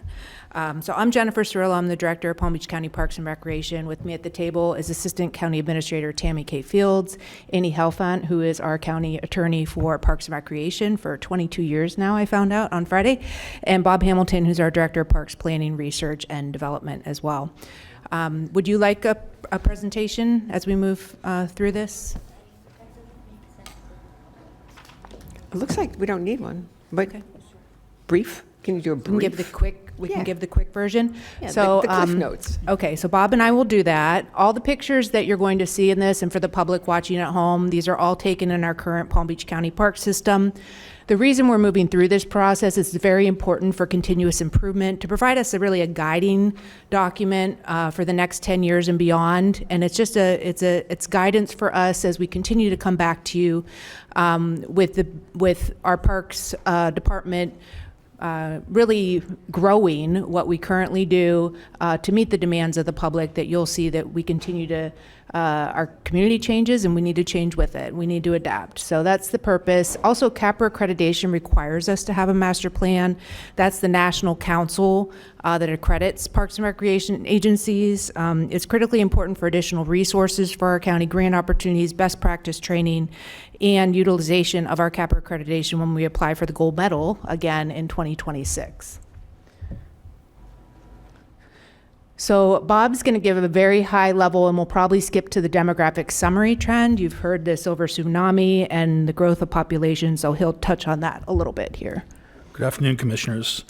Really, our takeaways from the demographic portions. Look, we expect population to continue to increase through 2035 by about 150,000 residents. Programming is going to need to be adjusted to account for growing senior population, as well as those under 55 years of age.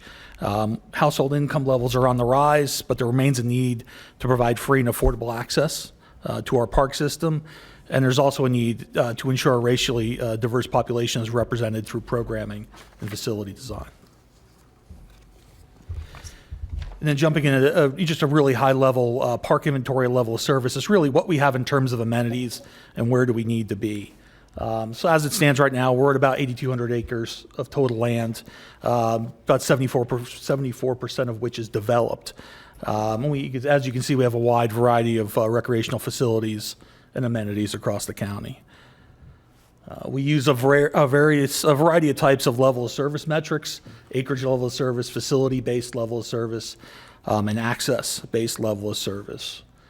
From an acreage level of service standpoint, our target is about 5 acres per thousand historically. We're currently over that, but we do expect by 2032, 2033 that we're going to be below that 5 acres per thousand level.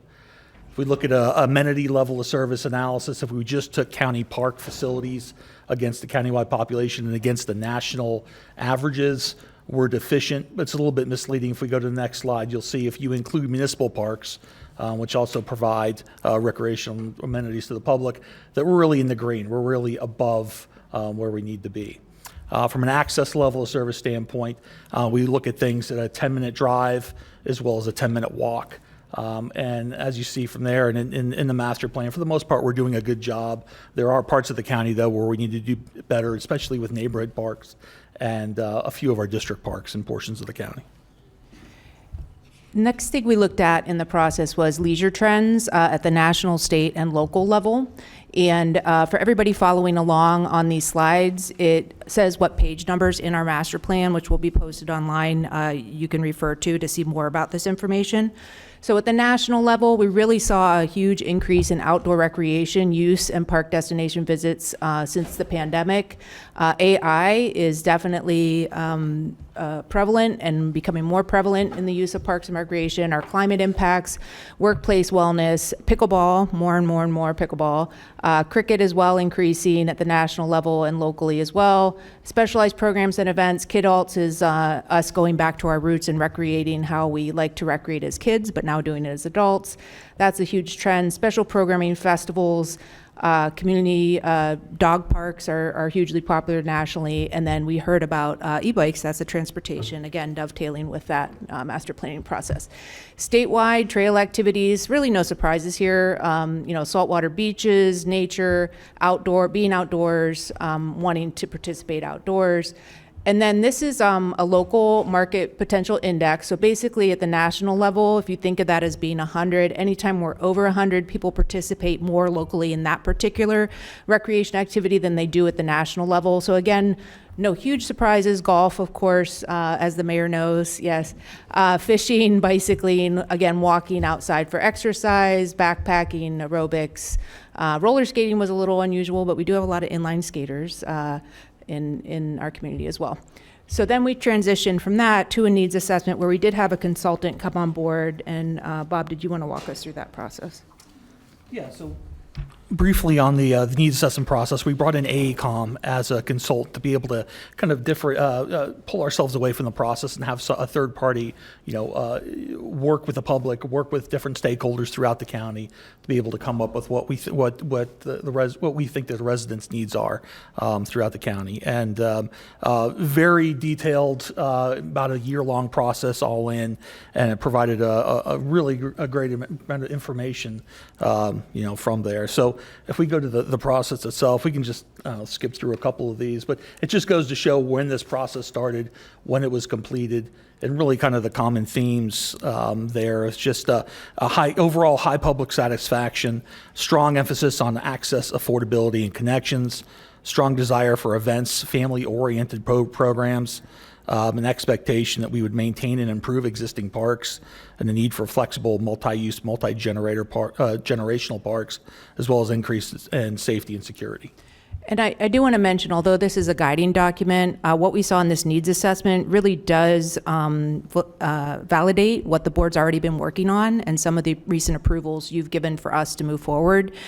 We really have been pleased to know that that's what the public wants. Beaches came out #1 as the absolute top facility need and priority.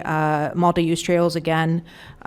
Shade, we know with the very hot summer we had, shade's critically important, both native tree canopy that we're working on, and thank you for that approval of the shade canopy in the glades, as well as in our capital infrastructure. For the first time this year, we added a capital line for shade.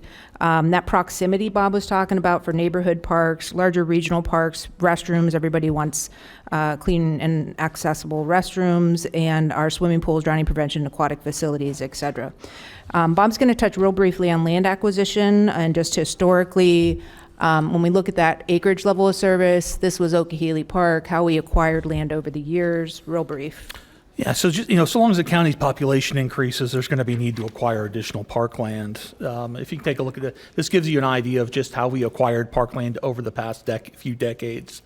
Sources of land acquisition, really 45% was acquired via donation, 31% acquired through land purchase, and 24% through lease agreements with the state or solid waste authority or another party. Land is becoming much more difficult to acquire, and obviously we need to look towards other sources to be able to fulfill, future needs. The slide, if you want to go back to that slide there, I think that there's one of the things that we need to focus on potentially is a partnership with a school district. Other jurisdictions around the country have that type of partnership, ready-made recreational amenities already in place. It's something we've worked with the school district at Park Vista High School, as well as the Canyon, the middle school at West Point Middle School. So I think furthering that over the next decade or so is going to be critical to kind of meeting the needs for the public. So again, a 10-year plan through 2035 with flexibility built in as a guiding document, but we're looking 20-year capital development. we have short-term, midterm, long-term strategies. These are some of our short-term strategies to really continue to be creative and adapt infrastructure that we have. Implement technology where we can, enhancing shade we talked about, our operational reviews, and where it makes sense, only where it makes sense, to engage in public-private partnerships to leverage resources and where it has a public benefit. Our midterm, really prioritize our funding that we do have available, look at other strategies. Really connectivity, accessibility. We have a separate ADA access plan we're going to be working heavily over the next 10 years. And increased security. We heard that people want to feel safe and secure and be safe and secure in their park system. And then long-term, really modernizing some of our outdated facilities built in the 80s and 90s in particular. Constructing some regional attractions, working with the TDC perhaps to do that for the benefit of both sports tourism and public use locally. And then we need to continue to reflect our diverse community as we move forward in everything that we offer. And that is all. Again, with the approval of the board today, we hope to apply for our accreditation within this month. This is a required document to do that. And once approved, the plan will be publicly available at pbcparks.com. Thank you for your time. And we'll take any questions you have. Commissioner Woodward. Thank you, Mayor. And just a couple of questions about this. I wanted to know for the trails, because people did put that they're interested in trails. Is there any ability for us to have trails not just within the parks, but also connecting the parks? That's our goal. And when you mentioned that with the transportation master plan, I think that Parks and Recreation can fulfill a role in there, and not just us. Of our 39 municipalities, about 20 of them have Parks and Rec departments. So I think there's an opportunity for us to work together and create that system. Many of us already do. We're working on that bridge connection through South County Regional Park to the National Wildlife Refuge already.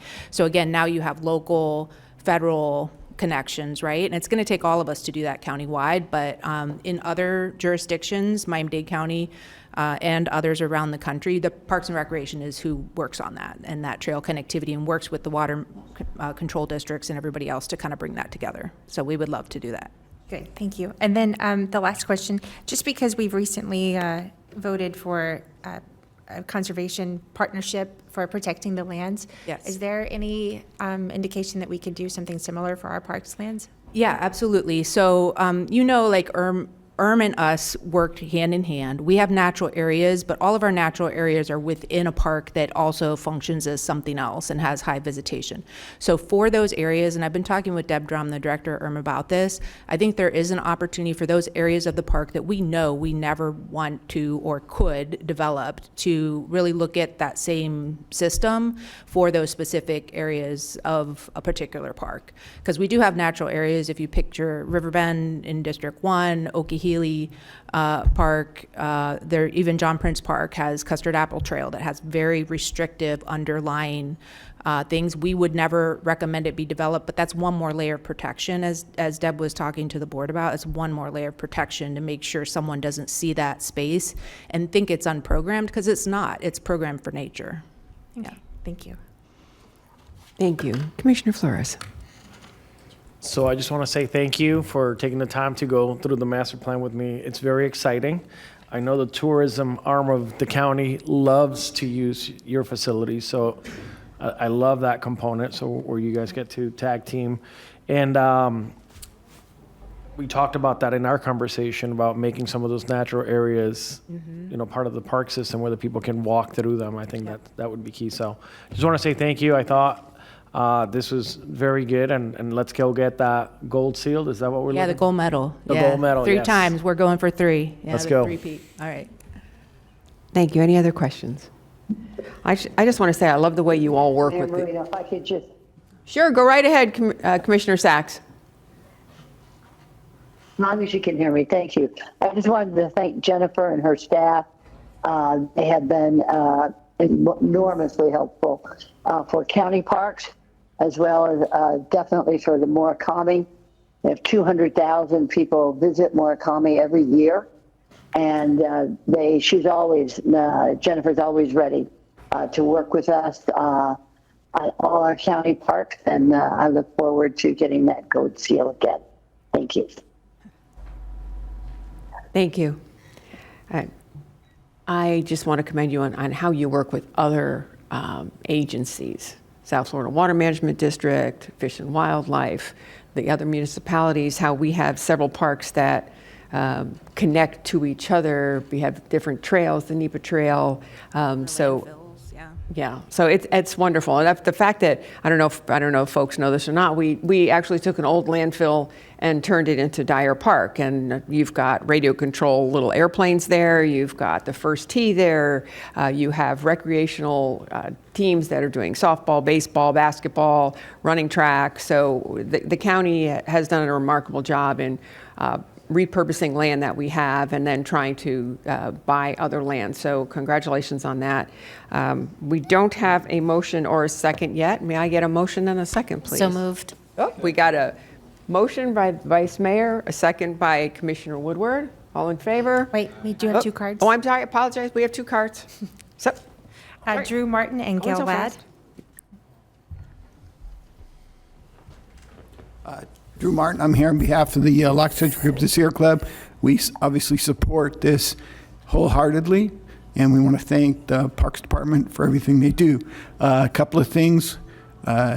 We'd like the idea of connectivity. A little concerned about e-bikes just because people can be reckless, and that might be dangerous to hikers and regular bicyclists. I don't know who's... Oh, okay. Such a nice little song. So, you know, we are the connectivity also for wildlife. The other thing we're concerned about is lighting. It's nice to have nighttime activities, but lighting is really bad for wild animals as well as trees. And so we'd like to, if nobody's using a field, it shouldn't be lit at night. When people are done, turn the lights off. I think that's very important. The other thing we're concerned about is the use of chemicals on park areas that could affect children. And one chemical that in particular is Roundup. And, you know, it's considered cancer causing. And I know that there's probably weeds and it's probably a problem to keep control of that. But, you know, it'd be nice if we could not use a lot of chemicals. The other thing is I like the idea of shade. That's wonderful. Unfortunately, when they built the dog park in John Prince Park, they actually cut down a bunch of trees. And I thought, geez, dogs like shade too. They also like to use the tree as a place to go use the toilet. So I felt bad for the dogs that they lost their trees. I do think native trees, I really appreciate the sensitivity to native trees, native wildlife. I think we really need to have extensive native wildlife. Connectivity to local city parks, that's great. And I think people should be able to walk or bicycle between the parks in, particularly areas of campsites. And there was, our campsites in some of the parks, which I think is great because I know when I was young, I used to like to go camping quite a bit. So we appreciate that. Less open grass and more trees and wildlife. I really appreciate the custard apple in John Prince Park. That's great. I was really glad we didn't put a national baseball team in John Prince. It's actually our oldest park, and it's one of the oldest parks in the state of Florida. On the risk of commercialization, obviously there is some commercialization. We think that parks, we don't need a lot of golf courses. I think we have golf courses that are private, which are being maintained. So I don't think this county needs to pay for a lot of golf courses. But I would like to see less grass, more natural. But again, thank you. You guys doing a great job, and go for that gold medal. Thank you. Thank you. I am Gail Ladd from Jupiter, and I am also a member of the Sierra Club, Loxahatchee Group. And first of all, I want to apologize for my alarm going off. That's something I have on every day, and I forgot what time it was. Also, I want to say congratulations to Commissioner Powell and Flores. I haven't had a chance to talk with you, and thank you to all of you who are here still. We appreciate you being able to talk with you about concerns we have. Another thing is I'm one who came for Matters of the Public. It was on the website. I checked before I came, so I don't know what happened, but I'm glad I stayed because Drew Martin asked me to stay as long as I was here. So I also want to commend the Parks and Recreation Department. Thank you so much for all you do for all of our recreation and parks in the county. I think all of what you've been doing is so great for all of us. And I do want to talk about the fact that hopefully you're not using a lot of pesticides, especially on the children's parks where they are. And I'm not sure if you use any of the artificial turf in the parks. That's not something that I think is very safe, even though they say it is. That's my opinion. But I want to wonder if there are passive parks, mostly where it's just natural areas. Thank you. That's excellent. I just think everything you're doing is great. So I really appreciate it, and I appreciate the County Commission and all of their positivity and all of their doing to help you and give you the money that you need. So I really appreciate it. Thank you so much. Thank you. And can you address the Roundup question? I know I've gotten emails about that. Sure, I will. And I do sit on the Natural Areas Management Advisory Committee as the board's appointee from County Parks and Rec as well. So I know that they had a position statement. The board actually has had a position statement with about the use of glyphosate, which is Roundup.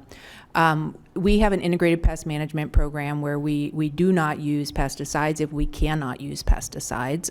We have a policy, we do not use them in playground areas or in dog parks, period, at all, in our county park system. We use other things that we test constantly to see if they have the same efficacy.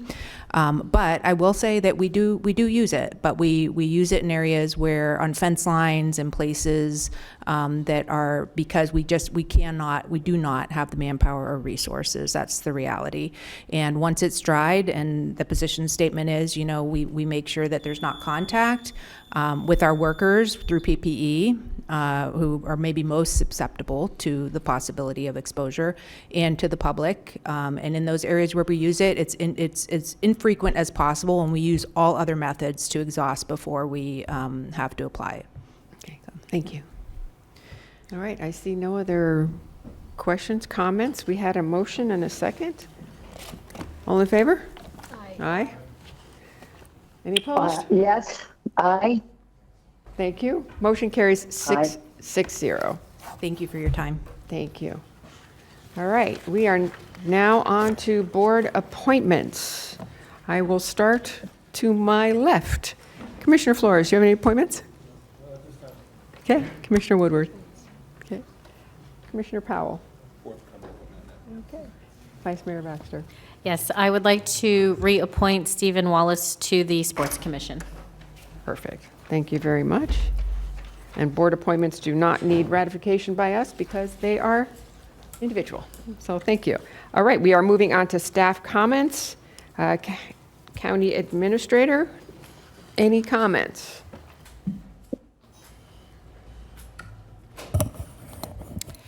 Yes, I have the board directives that we are in process of updating. I do want to highlight, and we'll finalize this as well, the Convention Center garage debt payoff and potential parking revenue. That issue is scheduled to come back to you in its completeness in January. So we'll bring that, and we'll also bring the staff that you requested come back and provide you with the detailed information. We'll address all of the Convention Center revenue caps and when things have to be paid off. Actually, the bonds will mature in 2036, and once the bonds are paid off, there will be no restrictions on third-party usage of it as far as the revenue is concerned. However, we'll be bringing back all of those issues to you at the January meeting. We gave you the countywide master plan high-level overview today, and so we will get it out on the street next week. And then the others, the renaming of Sandcastle Boulevard for Commissioner Bernard is being done. And the signs will be put up because he's already been sworn in as the senator. So we'll follow up on the others being completed. So I'd like to ask the board to receive and file directives. So moved. First by the Vice Mayor, second by Commissioner Woodward. Commissioner Sacks, I failed to ask you, did you have any board appointments? No, but I have a question for Ms. Baker. Very important question, if I may. Ms. Baker, is the street to be named after Mac Bernard? Is that going to say commissioner, mayor, or senator? Good question. We don't make signs quite that long. It's actually going to be Senator Mac Bernard Way. Yeah, I love it, and I love the way. I'm sure that's exactly the way he'd like it to say. Very good. Thank you, Mayor, for allowing me to ask that question. Oh, you're welcome. I don't have any other questions at this time. Thank you. Sure. And our county attorney. I have one more, if you I don't apologize. mind. Go That's right okay. ahead. That's okay. Thank you for allowing me to do this under my comments. It's bittersweet to celebrate one of our long-term outstanding employees, Mr. Wayne Condry, who has been in our Human Resources Department since he left school about 40 years ago, a little over 40. Longer than that since I left school. And so he has worked in every section of our HR department and has served as our HR director for a very long time. He's been a stalwart when it comes to union negotiations throughout the county, and I depend heavily on him. And I know that Mr. White, my predecessor, did as well. He is closing this chapter in his life at the end of this month, even though we may still be pulling him back in. And he's opening a new one, and it's going to be exciting for him. It's retirement.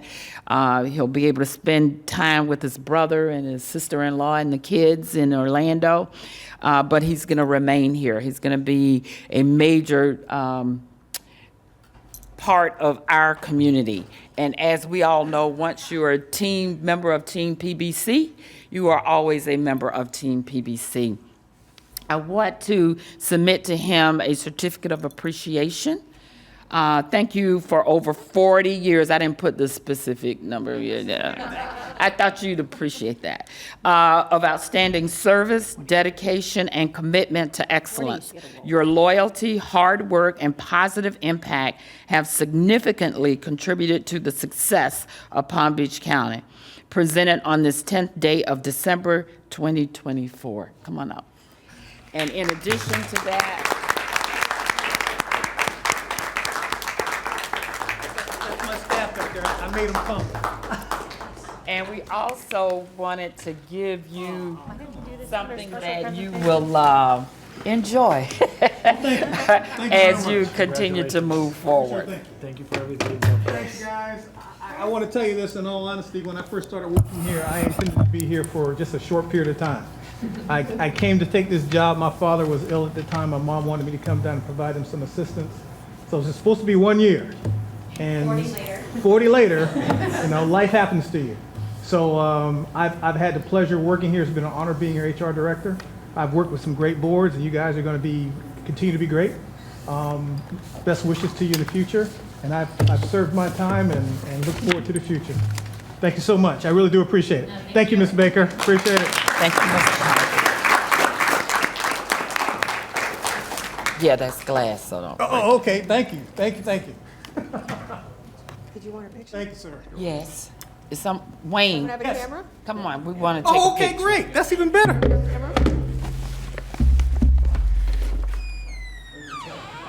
You want to bring your... Yeah, don't make the move. Don't make the move. We'll take it up here. I'll give it to her. You take it? Yep, I'm taking it.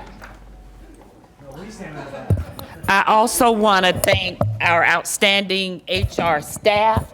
Thank you for being here today. I know this was a long day for you, but thank you. And thank the staff back at the office as well. Come on over here. How's that? No, come move back. Move back. I don't do this very often. Baker made me come down for this. I want you to know.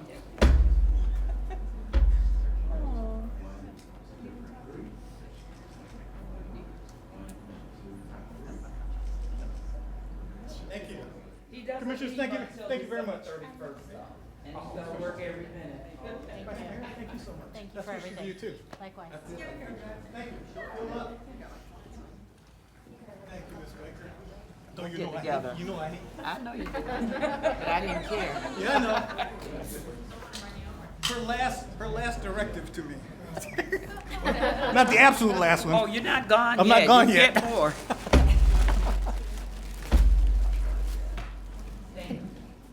You're welcome. Mayor? Attorney Kaufman. Oh, Mayor, it's me. Sorry to interrupt. For the board directive reports, receive and file, I have a motion by by Vice Mayor Baxter, and I believe that's where we left it. Second by Commissioner Woodward. And a vote? 6-0? We did vote. I thought we did the vote. You didn't hear it? I think Okay. I heard that one. All in favor? Aye. Aye. Motion passes 6-0. Well, because Weiss is gone. Greg's gone. Okay. Okay. County Attorney.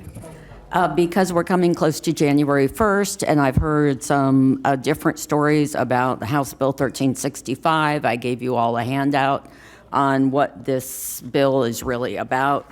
I call it the Unauthorized Public Camping or Sleeping House Bill. And basically, it's pretty simple, even though we've heard a lot of different variations of it. So I'm not going to read everything to you. You all are capable of reading, but it's important to know that public camping or sleeping means lodging or residing overnight in a temporary outdoor habitation used as a dwelling or living space and evidenced by the erection of a tent or other temporary shelter, the presence of bedding or pillows, or the storage of personal belongings, or lodging or residing overnight in an outdoor space without a tent or other temporary shelter. A county or municipality may not authorize or otherwise allow any person to regularly engage in public camping or sleeping on any public property. So we have that we can't authorize it, we can't allow it, and we can't allow regularly engaging in public camping or sleeping on public property. No, there is no definition of what regularly engaging is. What we do is we have to assume it's a common sense approach until the courts say something different. Then we'll figure out what it really means. What's also very important is that there can be a civil action for an injunction to stop us from allowing public camping or sleeping. So that doesn't mean a complaint for damages. That means a complaint to say the county must stop allowing Joe Smith to camp on the government courthouse steps. If they're successful in that injunction lawsuit, then the court can, but is not required, to also grant the filer attorney's fees and costs. So that is the downside of what we're looking at if someone is successful in suing us to get an injunction to stop public camping or sleeping on public property, not private property. The county has an option of designating certain property to be used for a period of 1 year for public camping or sleeping, and there's a whole lot of requirements associated with designating that property.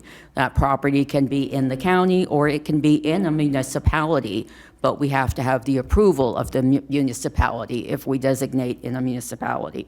And we have to meet minimum standards and that sort of thing if we choose to go that way.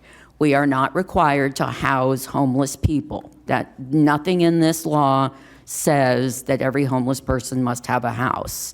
What the law says is that we can't allow someone to regularly sleep or be located on our property if we are given notice of same. No one can bring a lawsuit to enjoin us unless they give us 5 days written notice first. So if we get a letter addressed to the Board of County Commissioners giving us 5 days notice of a potential injunction action, we would probably send the sheriff out there to provide assistance, or our homeless resource center folks out there to provide assistance to the person and have that person relocated before the 5 days expires, hopefully. So there's some questions and answers on the sheet.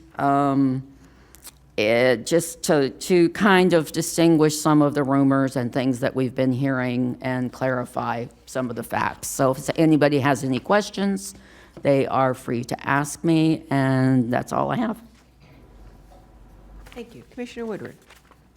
Thank you. Just to be clear, the notification that is required is for the governing body, so it would have to go to all county commissioners, right? No, the official notice to the county commission is a letter to the mayor or a letter addressed. I think it can also go to the administrator. So there's legal process that says who gets notified. The letter would be addressed to the Board of County Commissioners, but it could be delivered to the mayor. So there is a chance that a single email box could be the notification? No, it's going to be a letter. It's going to be a formal notice. Like a certified letter? And then we have 5 days And then you have 5 days. upon receiving? Correct. Okay. And we do not allow, so, I mean, that, we've already Right, taken we're care not of that we do not authorizing, allow we or don't have a authorize. program that authorizes or allows people to camp in a public area. Okay, so then we would just have to deal with within Right. 5 days of the notification? Correct. If we come upon, if we find out that someone is using public property on a regular basis to camp, then we probably should address it. Mayor, Ms. Baker? we actually have signs out that tell people you're prohibited from sleeping, camping in these particular areas. In addition, our modified signs that we put out, come on up, actually gives them a number to call if they need help. It is in English, Spanish, and Creole. Tammy did a presentation at FAC for their Health and Human Services group, and FAC is actually going to use our sign to share with our other folks across the state. They were very interested in what we were doing. So this board allowed us to also add additional park rangers so that we could cover the entire 24 hours within our parks. So we are working with our members, we're working with our partners. So as we find individuals that need assistance and we've got beds, we help and they meet all the criteria, we put them in those particular beds. We also work with Deputy Mackey with the Sheriff's Office as well, who was recognized at the national level for our program that we're doing here in Palm Beach County. So this board deserves accolades for what you've allowed us to do when it comes to the unsheltered. So just wanted you to know that. Thank you. Ms. Kaufman, anything else? You're done? Okay. We'll go to commissioner comments. I'll start on my right this time. Commissioner Powell, anything you'd like to say? Any requests, proclamations, or anything of that nature? No, thank you. You're good. Okay. I'll come back. Commissioner Woodward. Thank you, Mayor. I would just like to send condolences to Christian and my staff. Her grandma, Ada, passed away over the weekend.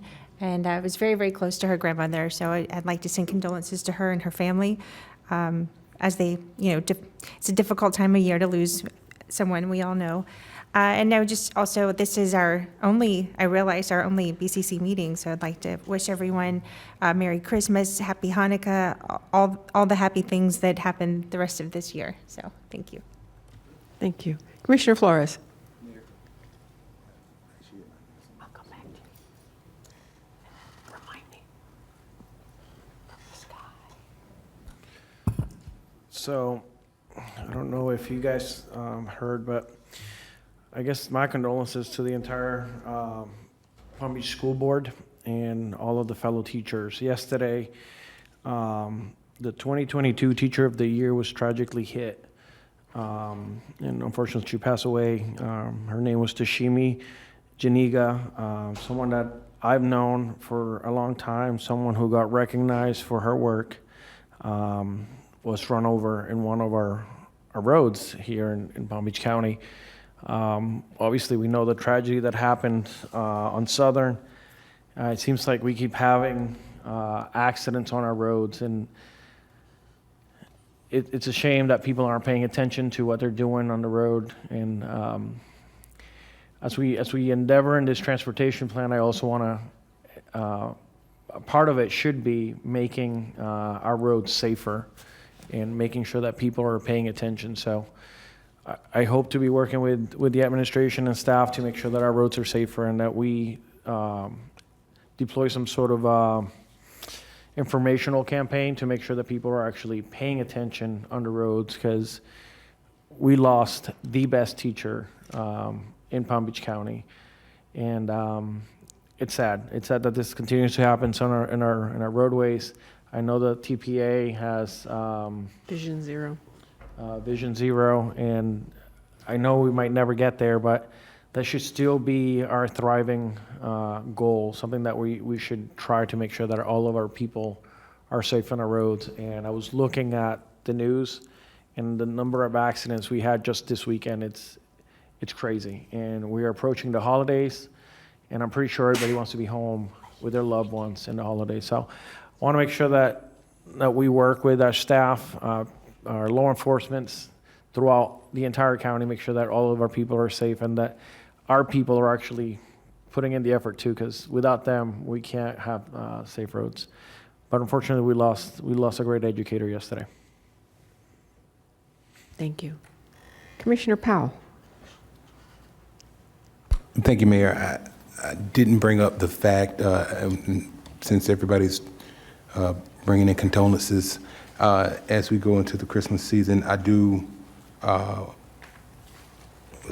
to recognize that Marion Dozier, who worked for me while I was a senator from 2016 to 2019, passed away on Friday. Marion had formerly been a reporter. She had worked for the Detroit Free Press for many years. She returned home to Riviera Beach, where she spent time as a legislative aide to the council in Riviera Beach. And then in 2016, I picked her up into my legislative office. Marion was responsible for writing press releases. She did our newsletters and wrote the scripts for our YouTube videos, the Powell Press. When she left my office, she maintained a good relationship and continued to communicate through her TYS Media. She had a number of good relationships in our community. She is somebody who we will sorely miss. She is the daughter of Mr. Dozier, who does Dozier Electric, and her family and my family connect way back, as her father and one of my uncles went to high school together back in the day, which is many, many years ago. But you know, our community does mourn the loss of Marion Dozier, and I did not want to let this moment pass without sending condolences to her friends and families as we go into the Christmas holiday. Thank you. Thank you. Commissioner Sachs, are you still on the line? I'm right here. Do you have any comments you'd like to share? Hear me okay? Yes, we can. Well, I want to thank you, Mayor and Vice Mayor Baxter, and my colleagues for allowing me to participate in today's meeting. It's very important, no matter where we are as commissioners, that we stay in touch with each other and hear what's going on. And I do appreciate the courtesy today. As we're talking about our friends and families who have passed, my Janet from my office, Aguela, who's worked for this county for many, many years, her mother-in-law passed tragically right on Janet's birthday. So it was a really tough time for her and the family. And I'd like to, part of our Palm Beach team, to commemorate and to give our condolences to her family at the loss of her very dear one. And I'd like to thank Virginia Baker and Tammy Fields, Jonathan Brown, and James Green for all the work they do for finding housing for everyone. We don't differentiate in any county, any municipality in this great country of ours, whether somebody doesn't have enough money to pay rent. We will make sure, and we spent hours today making sure that our monies and our talents and our time go towards housing for those who may not have the financial resources. And some of those folks, in fact, the majority of our unhoused, unsheltered folks today are those who once didn't have the money for rent and were thrown out on the streets. And I have seen many of them, and I know, and I'd like to state that Dr. Green has been so wonderful in treating and helping so many of our folks in our county who couldn't pay the rent and were thrown out on the street, and they have become our homeless, our unsheltered, our unhoused. And I really thank everybody in our county for making sure that we have housing for all. And I look forward to working with everybody on our workshop on January 28th, because our mission is never to put anybody out or in a tent. Children who are presently living in cars because their parents can't afford a house. We in this county have committed our talents, our treasures, and our time to find housing for all, as we discussed today, and we will continue to discuss. There is no law, and there is no governor or legislature that will ever dictate to us what our legal obligations are when it comes to making sure that we have housing for all. It is part of our commitment as proud residents of Palm Beach County. So I just want to wish everybody a very Merry Christmas, a Happy Hanukkah, and I look forward to seeing you real soon. Thank you so much again, and thank you, Mayor Marino, for allowing me this opportunity to participate. Thank you. Be safe wherever you are. Thank you. Vice Mayor Baxter. Appreciate it. Thank you. Thanks, Maria. Thank you, Mayor.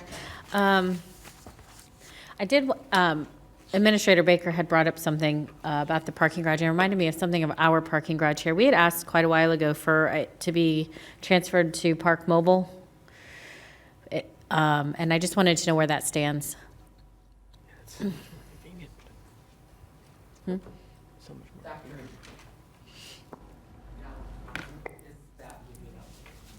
Thank you, Isami. A little bit faster. Good afternoon. Isami Ayala, Director of Facilities Development and Operations and Assistant County Administrator. We are in the process of completing a piggyback contract with the vendor that supplies the Park App mobile application so that then we can proceed with the installation. The contract is currently with the Procurement Department. They are working with the County Attorney's Office in finalizing the terms and conditions with the vendor, and we should be moving forward in the coming months. So it should be within the next few months we should see Park Mobile? That is my expectation, yes. Thank you. Also, lastly, it was brought to my attention recently, and it was my understanding, so forgive me if I misunderstood, that we were supposed to do evaluations of the county attorney, administrator, and the auditor by October, and it was never performed. And I guess the information that I received was that it was contingent upon reviewing the book that the mayor had put together for us.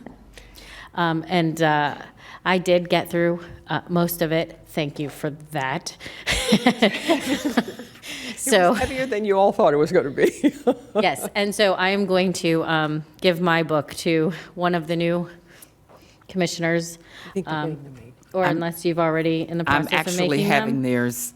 Okay, done awesome. and So will I would deliver. like to kind of continue this discussion at the first meeting in January, and see, and let them help actually shape this as we move forward. So if we could get this on the agenda, I'd like to give direction without objection to put this on the agenda for the first meeting in January.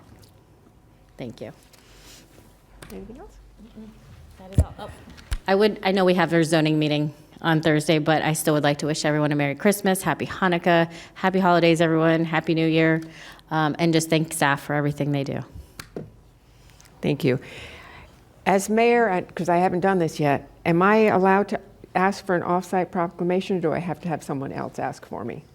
You can pass the gavel, proverbial gavel. Okay, I've just passed the gavel. I am requesting an off-site proclamation for January 15th, recognizing the 100th anniversary of Gunster Law Firm.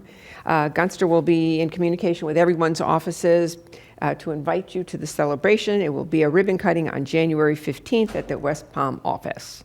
So, without objection? Oh, so I have a motion and a second. A motion from the mayor, a second from Commissioner Woodward. Stop trying to be mayor, you passed the gavel. That's all right. I have A motion from Maria Marino. Mayor Marino, a second from Commissioner Woodward. All in favor? Aye. Please let the motion pass 5-0. Okay, I also would like to request. Passing it back to you. No, Oh, I'm giving you it need another back. one? All right. I'd also like to request an off-site certificate of appreciation for Donna Ross, who is retiring on December 20th after 37 years working in our 911 communications for multiple municipalities in Palm Beach County. Can I get a second? Second. I have a first from Mayor Marino, a second from Commissioner Woodward. All in favor? Aye. Please let the motion pass 5-0. Thank you. I do want to I would like to notice that it be noticed that we receive and file the board appointments. I think you all have your list. So I can't, well, I still have the gavel, so you can make the motion. So I'll make the motion that we receive and file the board appointments with one adjustment. Vice Mayor Baxter will be the chair of the Value Adjustment Board, and Commissioner Flores will be the other member of the Value Adjustment Board. The one thing I haven't filled is the Juvenile Justice Advisory Board. Anybody think about that? Let me know if that's something you'd like to do. Don't all run to the table at once. But okay, if no one does that, I'll end up doing it. But put your hats on, figure out if you want to do it or not. That's the only thing that hasn't been filled. You'll do it? Okay. Let the record show that Commissioner Flores has volunteered to do the Juvenile Justice Advisory Board. Thank you, because you're doing the regular advisory board. Thank you very much. I need a second.